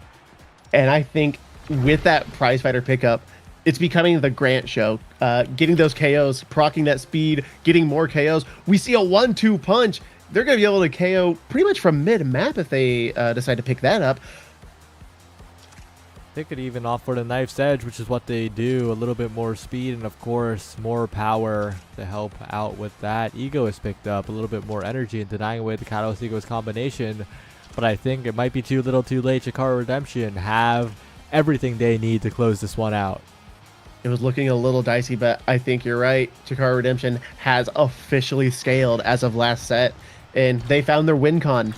Eliminate the enemy team. And that is what Grand Attack does best here. Looking for a dash punch onto B-Knight, perhaps a little bit ambitious. An ace from Babao and Cholesterol. A cyber swipe into a little bit more on the top side. And Chikara Redemption instantly wiped off the map out of nowhere. Sengo's Beloved Loaves saying they can do that too, and just kind of catching the entirety of Redemption off guard as stacking too close to the edge. And a free point. Oh, but a combination there from Mike Bar. Perfect path splitter to make sure that the KO is found. The dash punch wouldn't have killed normally, and that's a prize fighter stack earned back from Grand Attack. 1 stack on the board now. Not a useless awakening, but Cholesterol needs to be careful too. Survives the onslaught. I think if Grand Attack and Perfect Curves can combo here, get a banish and a dash punch, that could be huge. But so far, we're not seeing that. We're seeing the dash punches, which make it good so far. But this time, Sengo's Beloved Loaves seem like they're on a different level. No! Babao positions way too close to the edge, but both barriers do go down. But a flip available from Grand Attack. A pass up to Perfect Curves, but Cholesterol is there to cover. Topside looking so dangerous, but the pillar doesn't form fully, and that means that Babao is back. Yeah, and Grand Attack and Mightmar having a little bit of miscommunication, kind of approaching the core on who was going to take it, and Babao able to sneak in and get the core going in the direction they want, and now just use that Firewall Sentry to kind of keep it there. But Grand Attack with a beautiful Julie dash to just send that core flying with overtime speed, goes right past B-Knight, just not expecting it. Could have striked, could have flipped, but it was just too quick. Oh, and not realizing that, not being able to react to that, it's something that you can't expect the goalie to react to in that clump. It's such a random situation, but Sengo's Beloved Loaves, they could be 2-0 up right now, but now they're in such a troublesome spot because Grand Attack is starting to scale the prize fighter. Yeah, we did see Babao able to dodge one dash punch attempt from Grand Attack, which means those abilities do go back on their full cooldown, but after this banish, I'm pretty sure Grand Attack is at full Julie power with trying to get these KOs, and just not able to get Cholesterol. A flip to the other side. Cholesterol still staying alive for the moment. Needs to not let Grand Attack get this one for free, not get the reset for free, but Grand Attack pushing forward on the top side. Cholesterol still staying alive, and Perfect Curves actually taking a ton of damage. Cholesterol is winning the fight. Yeah, Cholesterol Kazan with keeping those stacks on stacks at 150. Kazan's zooming, so if Redemption could have gotten a KO on them, that would have been huge. Just slow down Cholesterol. They still get attempt, and they do get a double KO. And can Redemption, is this what they need? Is this what they need the power play to be in order to make something happen? Oh, and the Giga Blast goes wide. That could have been huge for B-Knight, but now the passing plays will come through. But a really aware clear from B-Knight to not get caught by the pillar. Grand Attack's almost being taken out, but the primary misses just barely. And now the pillar covers the corner. Perfect Curves at the right time. Places down a massive obstacle to Senko's beloved Loaf's game plan. This is so much more of a competitive match than what it started. It started very shaky on the side of Redemption. Just Senko beloved Loaves just playing so well as a unit, just so efficiently. But as soon as Grand Attack scaled and started disrupting that team synergy is kind of when Chikara Redemption is able to start making things happen, start making these plays. They gotta be so careful, because if Grand Attack gets one KO, that could spell the end of the game. But the hook from Cholesterol is such a good tool. The primary, the barrier beam, keeping it away. But Cholesterol overextending. You can't be using the top spin like that in the corner. And that's an Adrenaline Rush reset. That's so much speed from Grand Attack. But Bao, though, positioning very well to not get pushed off the edge, and still has a flip available, still has a glitch pop, trying to send it forward here. Finds a bounce. Burns so many cooldowns from Mike Mar and Perfect Curves, but they have so many cooldowns still. Yeah, and that Senko's beloved Love's able to hold on just long enough for Cholesterol to get in, but not long enough to keep that barrier open. And now it is Chikara Redemption's point in a match to win. Set point, goals open. Can you make this happen? Can you get the play set up? The core somehow sneaks around the Asher ult, and Grand Attack tries to kick punch. B-Knight finding the clear. Two flips, one on the forward, one on the goalie. Who flinches? Who can get set up first? Babao still staying alive somehow, pushing it forward, but Cholesterol overextends. Grand Attack, other side, but that flip's a little ambitious in terms of scoring potential. Now B-Knight needs to be so careful on the defensive end. Still has a flip available, but Cholesterol and Babao need to find something right now before Mike Mart can just get the cooldowns back and start defending even more. And the core speed is so scary, but eventually it'll go to Cholesterol and Senko's beloved Loafs. B-Knight, what a heroic performance to weather the storm. Set 5.5. At this point, is it anyone's game? Is it Senko's beloved Loafs and their team synergy, their chemistry, their ability to just work as a unit? Or is it Grand Attack finding these KOs, Perfect Curves, finding these pillar plays, and helping Mike Mart with these defensive plays that they really need just to survive? But it's Babao's individual outplay there, surviving, preventing the next Adrenaline Rush reset, dodging away from so much damage, and finding a barrier on the other end despite the deficit in players. Cholesterol got caught out, but because of how well Babao played, it didn't even matter. Yeah, and we see B-Knight with a flip, use it defensively just to deny losing the double barrier. But now we see one barrier down each side. All these abilities coming out. A scrap in the midfield. A beautiful rune pillar covering the entire lock. You are not getting through that, as we see Grand Attack finding another KO and another power play on the side of Chikara Redemption. A second KO from Grand Attack on the goalie. And there's nothing you can do about that. Yeah. And Grand Attack secures it with the ace. Chikara Redemption. They were behind. They look shaky, but they come back with a vengeance. Finding Redemption, finding a 4-0 record, pretty much guaranteeing first seed out of this group. And that is a monumental thing to do for a team, for Chikara in general. Chikara has never won an OSAS. This might be the team to do it. This might be it. They have so much potential in each individual player, but those first two sets on that game, I think, kind of showed where Redemption kind of needs to improve. They need to improve on their team play. I believe all three of these players, I know Perfect Curves was on a Chikara Cheating last season, stepping in with Grand Attack and Mike Mart. I don't believe Mike Mart and Grand Attack played with each other, so this is a team put together just this season. They need to work on those plays. They have so much potential, and they have so much individual abilities and so much skill individually that they need to find a way to use that as a unit, which is what we saw from Senko's beloved Loaves. And just unfortunately, the kill power of Grand Attack just ended up destroying that synergy in those later sets. It's so tough too because Sango's Beloved Loaves, oh, they almost had it, right? They were so close to getting They it done. they were so close to getting it done. They had so many good plays. Their one weakness was just getting caught off guard by the Julie, standing too close to the edge, and that just let Redemption scale out of control. Yeah, all it took was one more evade, one more moment of outplaying the Juliet, but you know, that's just what ifs. We're within the reality where now Sengo's Beloved Loaves face a little bit of a harder path out of the group. Not impossible, honestly, not even unlikely, because there are 1-3 teams. So being at 2-2 is honestly pretty good still for Sengo's Beloved Loaves, but they'll still have to get a win in the end here to really secure that spot out of the group. Yeah, I completely agree, and I'm looking forward to seeing both these teams. I hope both these teams make it to the bracket stage, the finale day 2. Redemption work on those that team synergy, that team plays. Senko's Beloved Loaves, we saw it there. They have so much potential. They are so good as a team. But if you look at the match we saw previously to this, they kind of fall apart when they panic. They need to work on their mental and staying locked in, which they were that match. It just kind of Redemption scaling out of control. Well, and with that, the 4th round of pools has concluded. We're moving on to the 5th round of pools, the final round, determining who goes to the upper bracket, who goes to the lower bracket, and who is eliminated. So don't go anywhere. We'll be right back, and we'll see you then.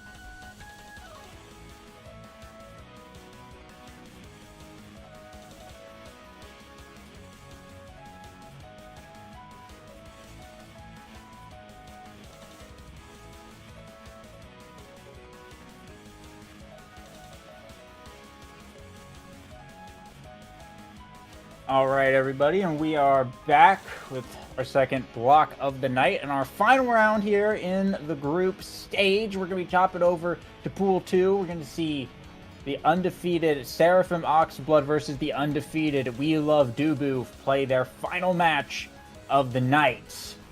Taking you through this, I am Lego Mage here with EOS. How are you doing tonight? What are you thinking of this matchup? This looks good.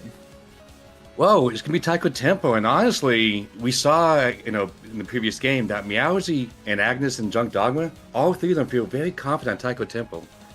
Let's see if they can actually make that actually come back and do just another dominating game in this next little block right here. Yeah, and Spark of Resilience, Knife's Edge start here. Polarizing picks for sure. Knife's Edge, you can get a lot of speed. Prioritize those edge KOs and Spark of Resilience. Of course, you have the Spark scaling, but that extra stagger is so good for surviving chip damage. So it's going to be interesting to see how they navigate this character draft and Awakening selections, because it will determine pretty early on, I think, what each side is going to be playing for. Yes, with the Spark starting, we're going to see a late game scaling team comp perhaps, but Knife Edge leads to early kills. So this starting Awakening draft set is late game versus early game. What team will capitalize on which set? Yeah, and going into ban phase now, we got a few hovers there from We Love Dubu. Car, Mako, Juno, an interesting comp if they do go for it. Juliet and Asher banned out. The Brawler pool becoming a little bit thinned out here, but we know Knight on the other side does have a pretty mean Zentaro that is still available. I have to see. Honestly, I am not surprised to see the Acid Band come out. Between Knife's Edge and Meowsy feeling rather confident on them, it's safe to say they wanted to ban him out instead. Looks like they picked up the Dubu and the Zen here. On the side of Oxplug, Agnes going for the Juno midfield, and Junk Dogma looks like gonna lock in the Mako goalie. Melee goalie's very good on this map, and that's exactly what we're getting. But Meowsy left a little bit barren in the striker department. Looks like the Asher Band and the Dubu pickup a little bit drained for characters. They will go with the Kazan though as the forward. So just looking for the midfield pick for Oxblood, and will be Vice. So big damage gonna be coming out from Oxblood this set, and I mean this could very well just be a Knife's Edge selection for them. Actually, no, they're just gonna go Spark of Resilience, prevent dying, and just look for that later scaling. It's actually Agnes and Junk Dogma who went for the Knife's Edge here. Actually, kind of surprised though that they went the Spark scaling, but the damage output though could actually counteract the Knife's Edge potential kill put out from that. So maybe they're hoping that just the raw power from their characters could make up and go for that late game points.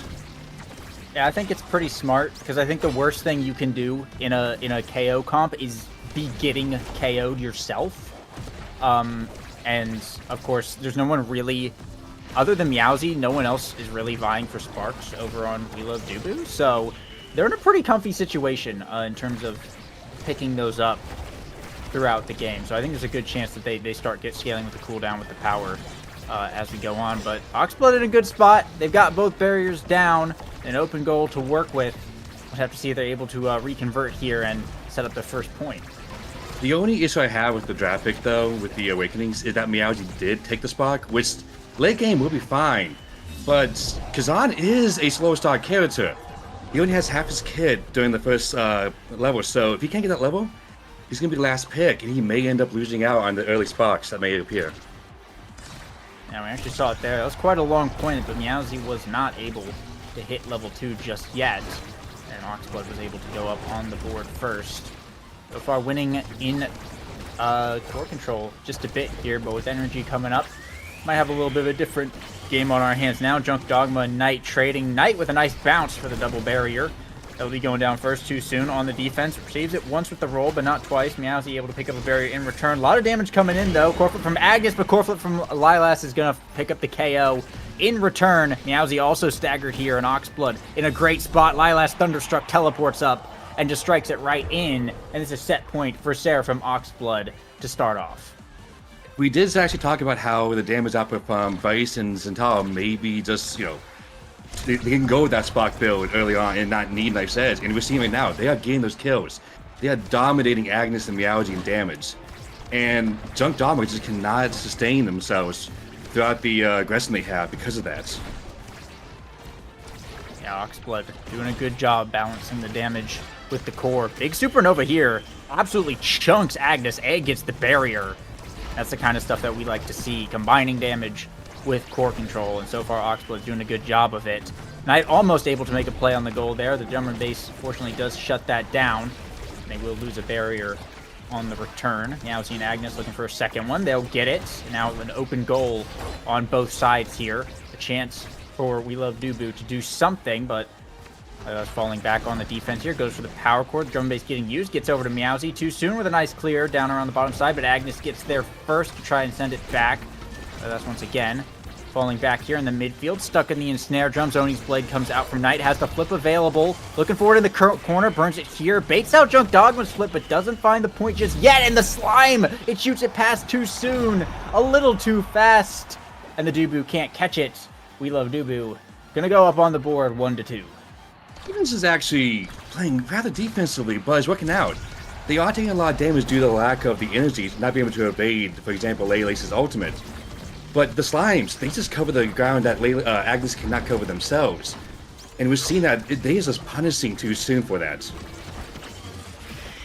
And now too soon here with the core flip. But Meowsy has the hook and will bring down that second barrier regardless. Now with a chance to score. The maddening descent does not land though.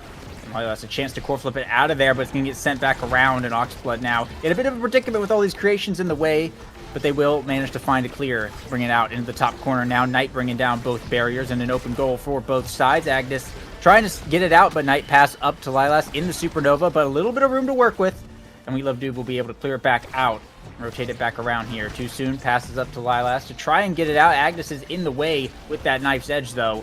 Running around, making it hard to clear it off their side of the field. Knight goes up, but Meowsy cutting the pass, almost finds the point, but not quite able to find it. And then I'm just going to send it back in here as the Tofu Fortress is committed. Heading into overtime here. Knight in the bottom side. Lilas pushing up for a passing opportunity, but the ensnare drums come out and make things hard.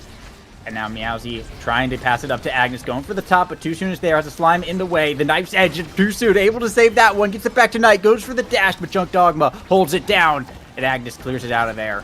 A contest going back and forth now. No one can get anything going, but Lilas pass to Knight, looking for the bottom. Doesn't have the angle. And still, no one yet to score. Too soon actually got the core flip back, and they use it effectively to get it actually away from them. But the issue is, like, Meowsy just cannot find those hits. They're missing the hooks non-stop. The strikes, they are not getting next speed they desperately need for that draft pick. But too soon with that nice edge pick, isn't actually keeping up. Oh, but a KO on a Meowsy there. Could be the game changer. Core flip from Agnes too soon with the strike shot. He's going to steal it away and pass to Lilas, and his power chord will confirm the point. What a fight there. Back and forth all point for a long one, but there from Oxblood come out on top for the set. Lilas, the top MVP right now. Catalyst, perfect form, a spark available as well. Big rewards for the set winner. I can almost assume they're taking Spark of Agility, and there it is. And unfortunately, though, it does mean that Oxblood does have the early Spark lead on Dubu. And unfortunately, Meowsy is last pick. You hate to see that when you're running Spark early on. Whoa. They just allowed Perfect Form Zentaro at 5th pick, which is really scary because that awakening is very good and like extremely good on Zentaro. Agnes wanted to deny the dash awakening, but there's so many dash awakenings in the pool, I don't even know if that's really worth it. That may have been a misdraft from We Love Dubu, because now Knight is kind of built. Lilas has double sparks, and too soon, of course, has the unstoppable for dealing with Meowsy. Seraphim Oxblood really made the most of that draft. 100% they did, especially Lele's. Like, just that pickup in the Spark of Agility, one, in my opinion, one of the best sparks in the game. But denying Meowsy that stacking means they actually got two effects out of it. One, Lele's got more speed and more defense, and two, Meowsy's now pushed further back in power because of that. And well, once again, it seems like this point could be going on a bit long here as both teams locked into one barrier right now. Meowsy able to change that with a nice crooked leverage. And open up Oxblood's side of the goal first here. Knight with a nice passive into dash here. Goes for the slice and dice. Core Flip's getting traded, and Knight will bring down the second one. Both sides opened up too soon. Up to Lilas. Agnes almost able to strike it in, but not quite. Now Junk Dogma looking for a clear angle, but Lilas in position. It bounced off the center just enough to allow him to get a shot to the top side, and it's Oxblood going up first yet again. Honestly, though, Oxblood, I feel like, has the better draft for the Awakenings, but more specifically on Too Soon. The fact is, I think Too Soon flies better when the locks are down, as strange as it sounds. Dubu's biggest weakness is his speed, and not counting, of course, his finicky moves. But just having Knife's Edge means he can catch that core way easier to be near the actual point rather than trying to defend the locks. Core Flip here from Too Soon. Slime will stall it out a bit, but they'll manage to find a clear, and Meowsy is staggered. The Thunderstruck from Lilat's going to be what hits the final hit there, and the double barrier is coming down now on the power play for Seraphim Oxblood. Agnes able to pick up a cheeky barrier, though, with the jump. Get a little bit of something out of that. Now Meowsy back online. Some pressure coming out, though, from the forwards of Oxblood. Knight passed up to the teleport, and Lilas is there to sink it right in. A well-coordinated play from Seraphim Oxblood will bring them to set point. Knight may be the aggressor for it, but this game is 100% in Leylace's control. They are dominating from everywhere, just from the midfield. There's no place safe for Dubu from this menace of a vice. Yeah, they're definitely playing very well together. The passing plays are going hard, and they're not getting too caught up in just trying to pump out damage. But right now it's Meowsy on a bit of a forward show right now, as both barriers going to come down pretty quick there. And as they look to receive the pass for the score, but Too Soon doing a good job striking it away from that vertical hitbox, playing around the sides of Kazan. Get it back to Leylace, and that's the Supernova for the score. A second set now for Seraphim Oxblood, and they are just running away with this one right now. Leylace, the MVP again. Will they get a third spark? No, but they get quite a lot of good other things. We got Adverse for the killing power, team play for Dubu. Egoist is always a safe pick, miss a prop, but they do take Hotshot to deny Juno. That's a good pick. It's a good deny, and it's still just really good on Vice in general, so I like it. Leylace is just dominating with these Awakening picks, getting what she wants every time. Wait, whoa, Egoist went unpicked. Wait a minute. That's kind of crazy. Yeah, there's... I'm actually at a lot for us too. Like, yeah, it's I'm very rare to see surprised. Egoist actually be not picked up by any player. It's just a dominating Awakening. Speed, energy, it's what you want in most games. Yeah, Meowsy or Agnes should have gone. I think Meowsy should have gone for that instead of the Stagger Swagger. I don't know that the Stagger Swagger is gonna really matter all that much. I like the peek on Knight because of the Stagger scaling, but he's only got one spark, so yeah, the speed's like really good. Of course, the Stagger is, but I don't know. Someone should have picked up Egoist. Yeah, if anything, I feel like Stagger should have gotten to Agnes. If anything, they're the ones taking the brunt of the damage from Zentaro and Vice. Yeah, I think that's a bit of a draft blunder from We Love Dubu yet again. I think Seraphim Oxblood definitely came out on top there. I think no one getting Egoist is in Seraphim Oxblood's favor. Yeah, like they already got what they want. If Dubu got the that Awakening, they may have actually been able to come back, but letting it go through, they may have given up a possible big chance of actually getting like the energy they need for core flipping. Well, regardless, it's Meowsy with a nice little finesse there with the crooked leverage to get it around the log. That is going to put We Love Dubu first up on the board. Their first time doing that this game. We'll see if they're able to continue scoring points here in this set as Meowsy yet again looking to take over. Doesn't find the top spin, but gets it right around the roll, so it'll be a barrier regardless now. Core flip here from Junk Dogma to try and send it back in, and Agnes trying to work some magic on the bottom side, but soon going to be able to flip that one out of there. Knight not quite able to land up the dash. May have another opportunity here, however the midfield looking a little bit packed right now. The ensnare drum's coming out onto Lilas. Core flip, get into the corner, and now in a 1v2. Junk Dogma holds it down though. A nice clear pass to Zentaro. Get it back out to the forwards. Meowsy's trying to make something happen, but a bit of a 1v3 at the moment. There's the slime for the Tofu Fortress. Bouncing around just a little bit, but they can't get it out of this corner. Oxblood struggling just a bit, but they will hold the barrier and manage to clear it out now. Knight with the Oni's blade, but it has the passive. Is going to lose the control of core just a little bit.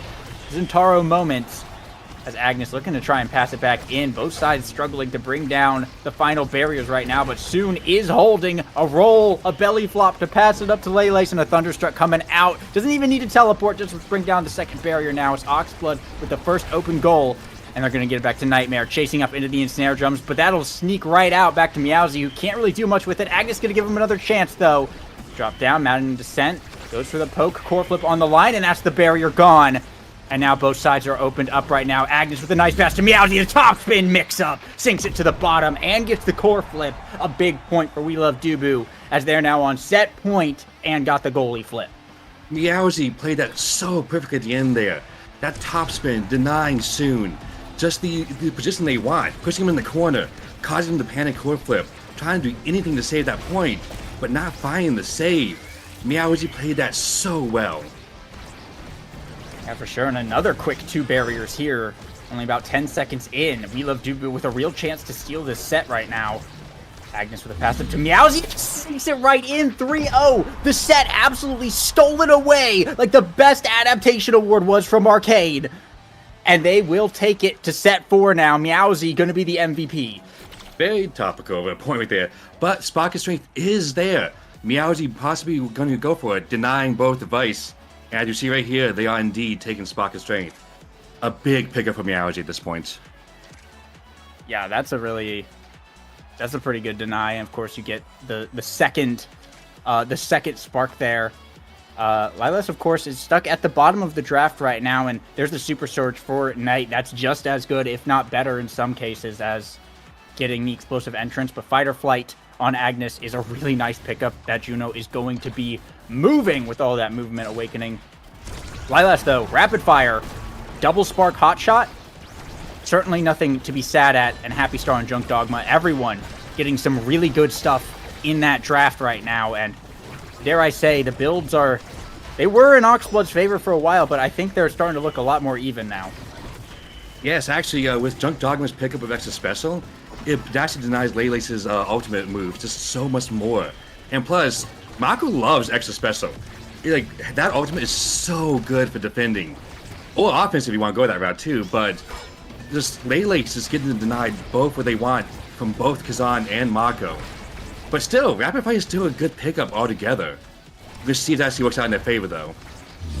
Oh, bit of a lost strike war there. Agnes able to point, but yeah. Lilas could basically kind of spam Power Chord now on cooldown, because you have the extra cooldown, and plus every time Hot Shot procs, you're getting even more cooldown back. So I definitely think, we didn't see it that much in that point, but I think as soon as they realize that they're able to just kind of spam it, I think we're going to start to see this Vice really get unlocked. Vice has already been unlocked, in my opinion, for a good while, but like you're saying, though, it's just constantly just the power chords and a beautiful kill. Oh no! It does come at a cost. Lele's with the self score. Fudgy angle. That's rough. You hate to see those ones, but that's the Hot Shot kicking in on the Supernova. Just hits it a little bit too fast off the barrier here, but yeah, this is a rough spot now for Seraphim Oxblood. Down 2, on verge of set 5. I think if it goes to set 5, they might not be able to come back. I think you got to try and end it here if you're Oxblood. A nice flip from Soon actually converts it all the way around to pick up the second barrier, and the forwards now waiting for this core, but Meowsy able to fish it out of the passing lane and get it back around. Knight trying to make a breakaway here from the center, but Agnes wins the strike war. Too soon up to Lilas, but doesn't get very far with it. It gets back to Meowsy. The Soup is committed, though, and the core now floating back to Knight. Gets stuck in the ensnare, jumps over, and Lilas has the Supernova. Oni's Blade coming out, but nothing is working. Agnes and Junk Dogma will hold it down for long enough. Nightmare going to try for another attempt. Lilas has the Thunderstruck, but the core not going over to their side of the field. It's actually be the second barrier for Oxblood falling down, and now Meowsy with the core goes for the bottom, but joints it off the edge. It's okay. All good, and they'll sink it in, and we are going to set 5. We Love Dubu sweeping the last 2, 6-0 unanswered. And this is going to be a big one right here, because the last spark of focus right here is in play. However, we do see that they want to go 1-2 punch. They may actually let it go through to Zentaro, and that would be 2 sparks across 3 players, if they choose to pick it up. But Yeah. they do pick it up, and that does deny Kazan the pick instead. Yeah, he had to pick that, right? You cannot let Meowsy have You cannot. third mark. especially on Kazan like that. Deadeye here, though, for Lilas and Primetime on the Kazan. Stacks on Mako. Pass to last here for Dubu. Yeah, Lilas needs to be spamming Power Chord, I think, in order to start making the most of this. They need to just kill as much as possible. I really think that that's got to be their win con here.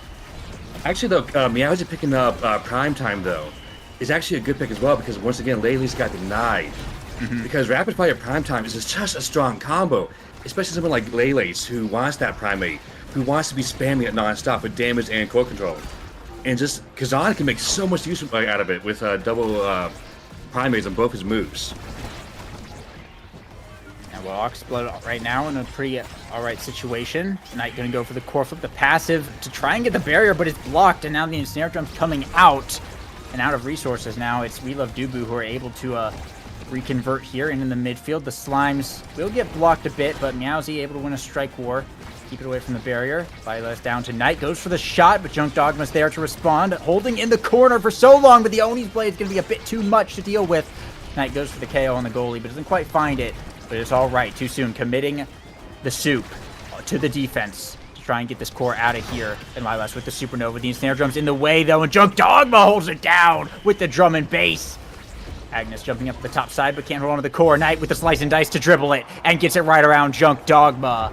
A beautiful shot there from Knight, and great capitalization on the mistakes there from Seraphim Oxblood to find that point, and they will go up first here in set 5. Junk Dogma is maybe trying to save the core flip for quite a moment, but as you saw, they just lost 2 locks right there. But finally, it does come out, but it may have been too late for them. And honestly, with Too Soon and Lele's having core flips, they have complete domination at this point right here if they choose to go that route. Agnes came back there just in time to defend that point right now. Knight can win the 1v1, but not the 1v2 without help from Lele's here. So Knight dashing up through the center there.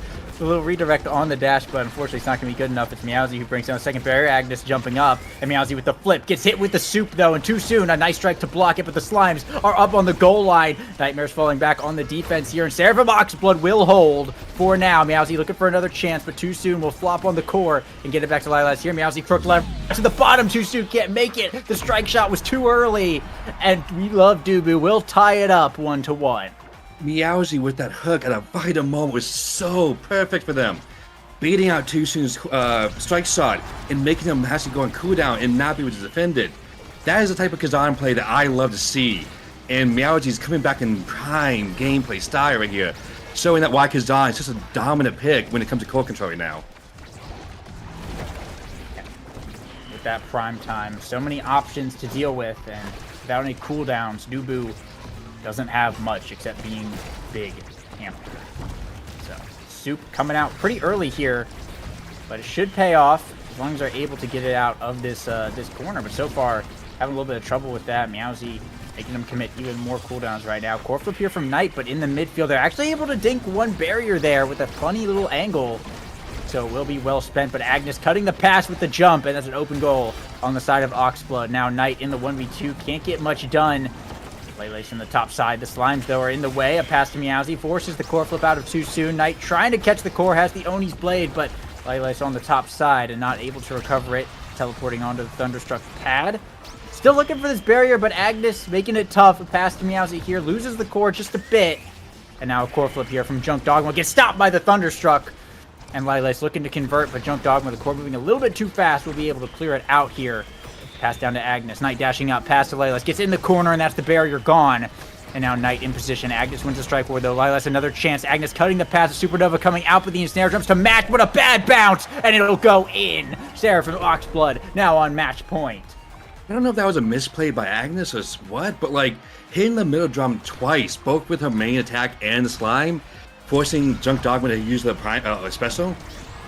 That may have been a misplay on that pod, but we don't know for certain. Only the players know. But as you see right here, they are trying so hard to force it down the bottom, and they do find that lock, thankfully.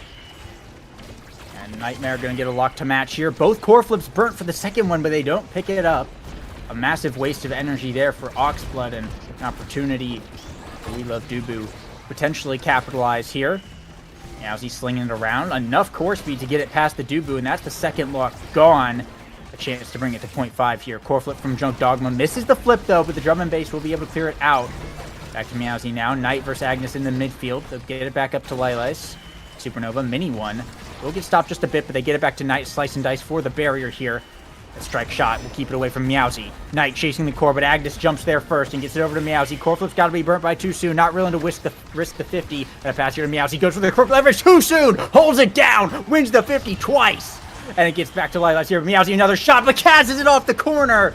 Will they have another opportunity? The Slime's in the way, but Nightmare gets there first. It's going to go back around. The Tofu Fortress committed. The Slime's fighting against the wall right now, but Nightmare on the bottom with the Yoni's Blade. Pass up to the Vice here. A strike shot to keep it in. But too soon, we'll have to go back to the defense here. Lilas in the midfield. And a KO from Knight on the goalie! Lilas will get the point. Nightmare coming up huge when it mattered. And that is Seraphim Oxblood. They will go undefeated in the group stage. Junk Dogma was just forced so far back, and to the point where they just couldn't just defend against the Centaur, and actually fell for it. And that's rough to see, honestly, if I may be honest. Mockery just cannot keep up with the aggression, and Knight they just kept it up. Yeah, really good there. Great final sets. They did a good job in the draft, I think, as well, pinching Meowsy's good characters, putting her on something a little bit more uncomfortable, and, well, Knight and Lilas, of course, were on really good comfort picks that they piloted quite well. 4 KOs from Lilas, only 1 from Knight, that being the final one. There was a bit of a KO drought there for those last few sets, but Knight came in big when it really, really mattered. Junk Dogma was giving them a lot of problems, and, I mean, take him off the field, and it solves quite a lot of them there. 113 saves from too soon. 230 redirects. Absolutely held it down in the face of some pretty wild pressure. Juno with all that speed is certainly nothing to scoff at, but yeah, well played there from both sides. But Oxblood has something to be proud of, I think, going through that group stage undefeated. Oxblood put up a fantastic fight right there at that point. Like, we see right there from the post-game stats, 91 shots from Agnes, 219 redirects. Second most redirects in the game and most shots in the game. They were definitely trying, and they actually had also most damage too. Agnes put up a valiant fight, and Meowsy came back in strong near the end. But as I said before, too soon with that knife stab pick. This countered that Dewey's slow speed debuff. And actually was made, like, too soon was able to keep up with everything. All the aggression from Meowsy, all the aggression from Agnes. And honestly, they did a fantastic job with that. Yeah, absolutely. Well, that is it for our group stage. If we look at do a little rundown of the bracket right here. Seraphim Oxblood, we'll start with Pool 2 because that's what's up first. Seraphim Oxblood, number 1, We Love Dubu. Number 2, Xbox Record That, coming in at number 3, it looks like. Going 3 and 2. So, I don't know. I think it's top 3 move on. Correct me if I'm wrong. But yeah, that's our top 3 for Pool 2. Meanwhile, Pool number 1 is Chikara Redemption at 4 and 1. Seraphim Crimson at 4 and 1. And Senko's Beloved Los at 3 and 2. So those are our standings. That's pretty much where we're at. So we'll throw it to a bit of a break right now, and when we come back, we'll be starting with our first actual bracket match of the night, I believe, starting in the losers bracket. So stick around, and when we come back, it'll be that.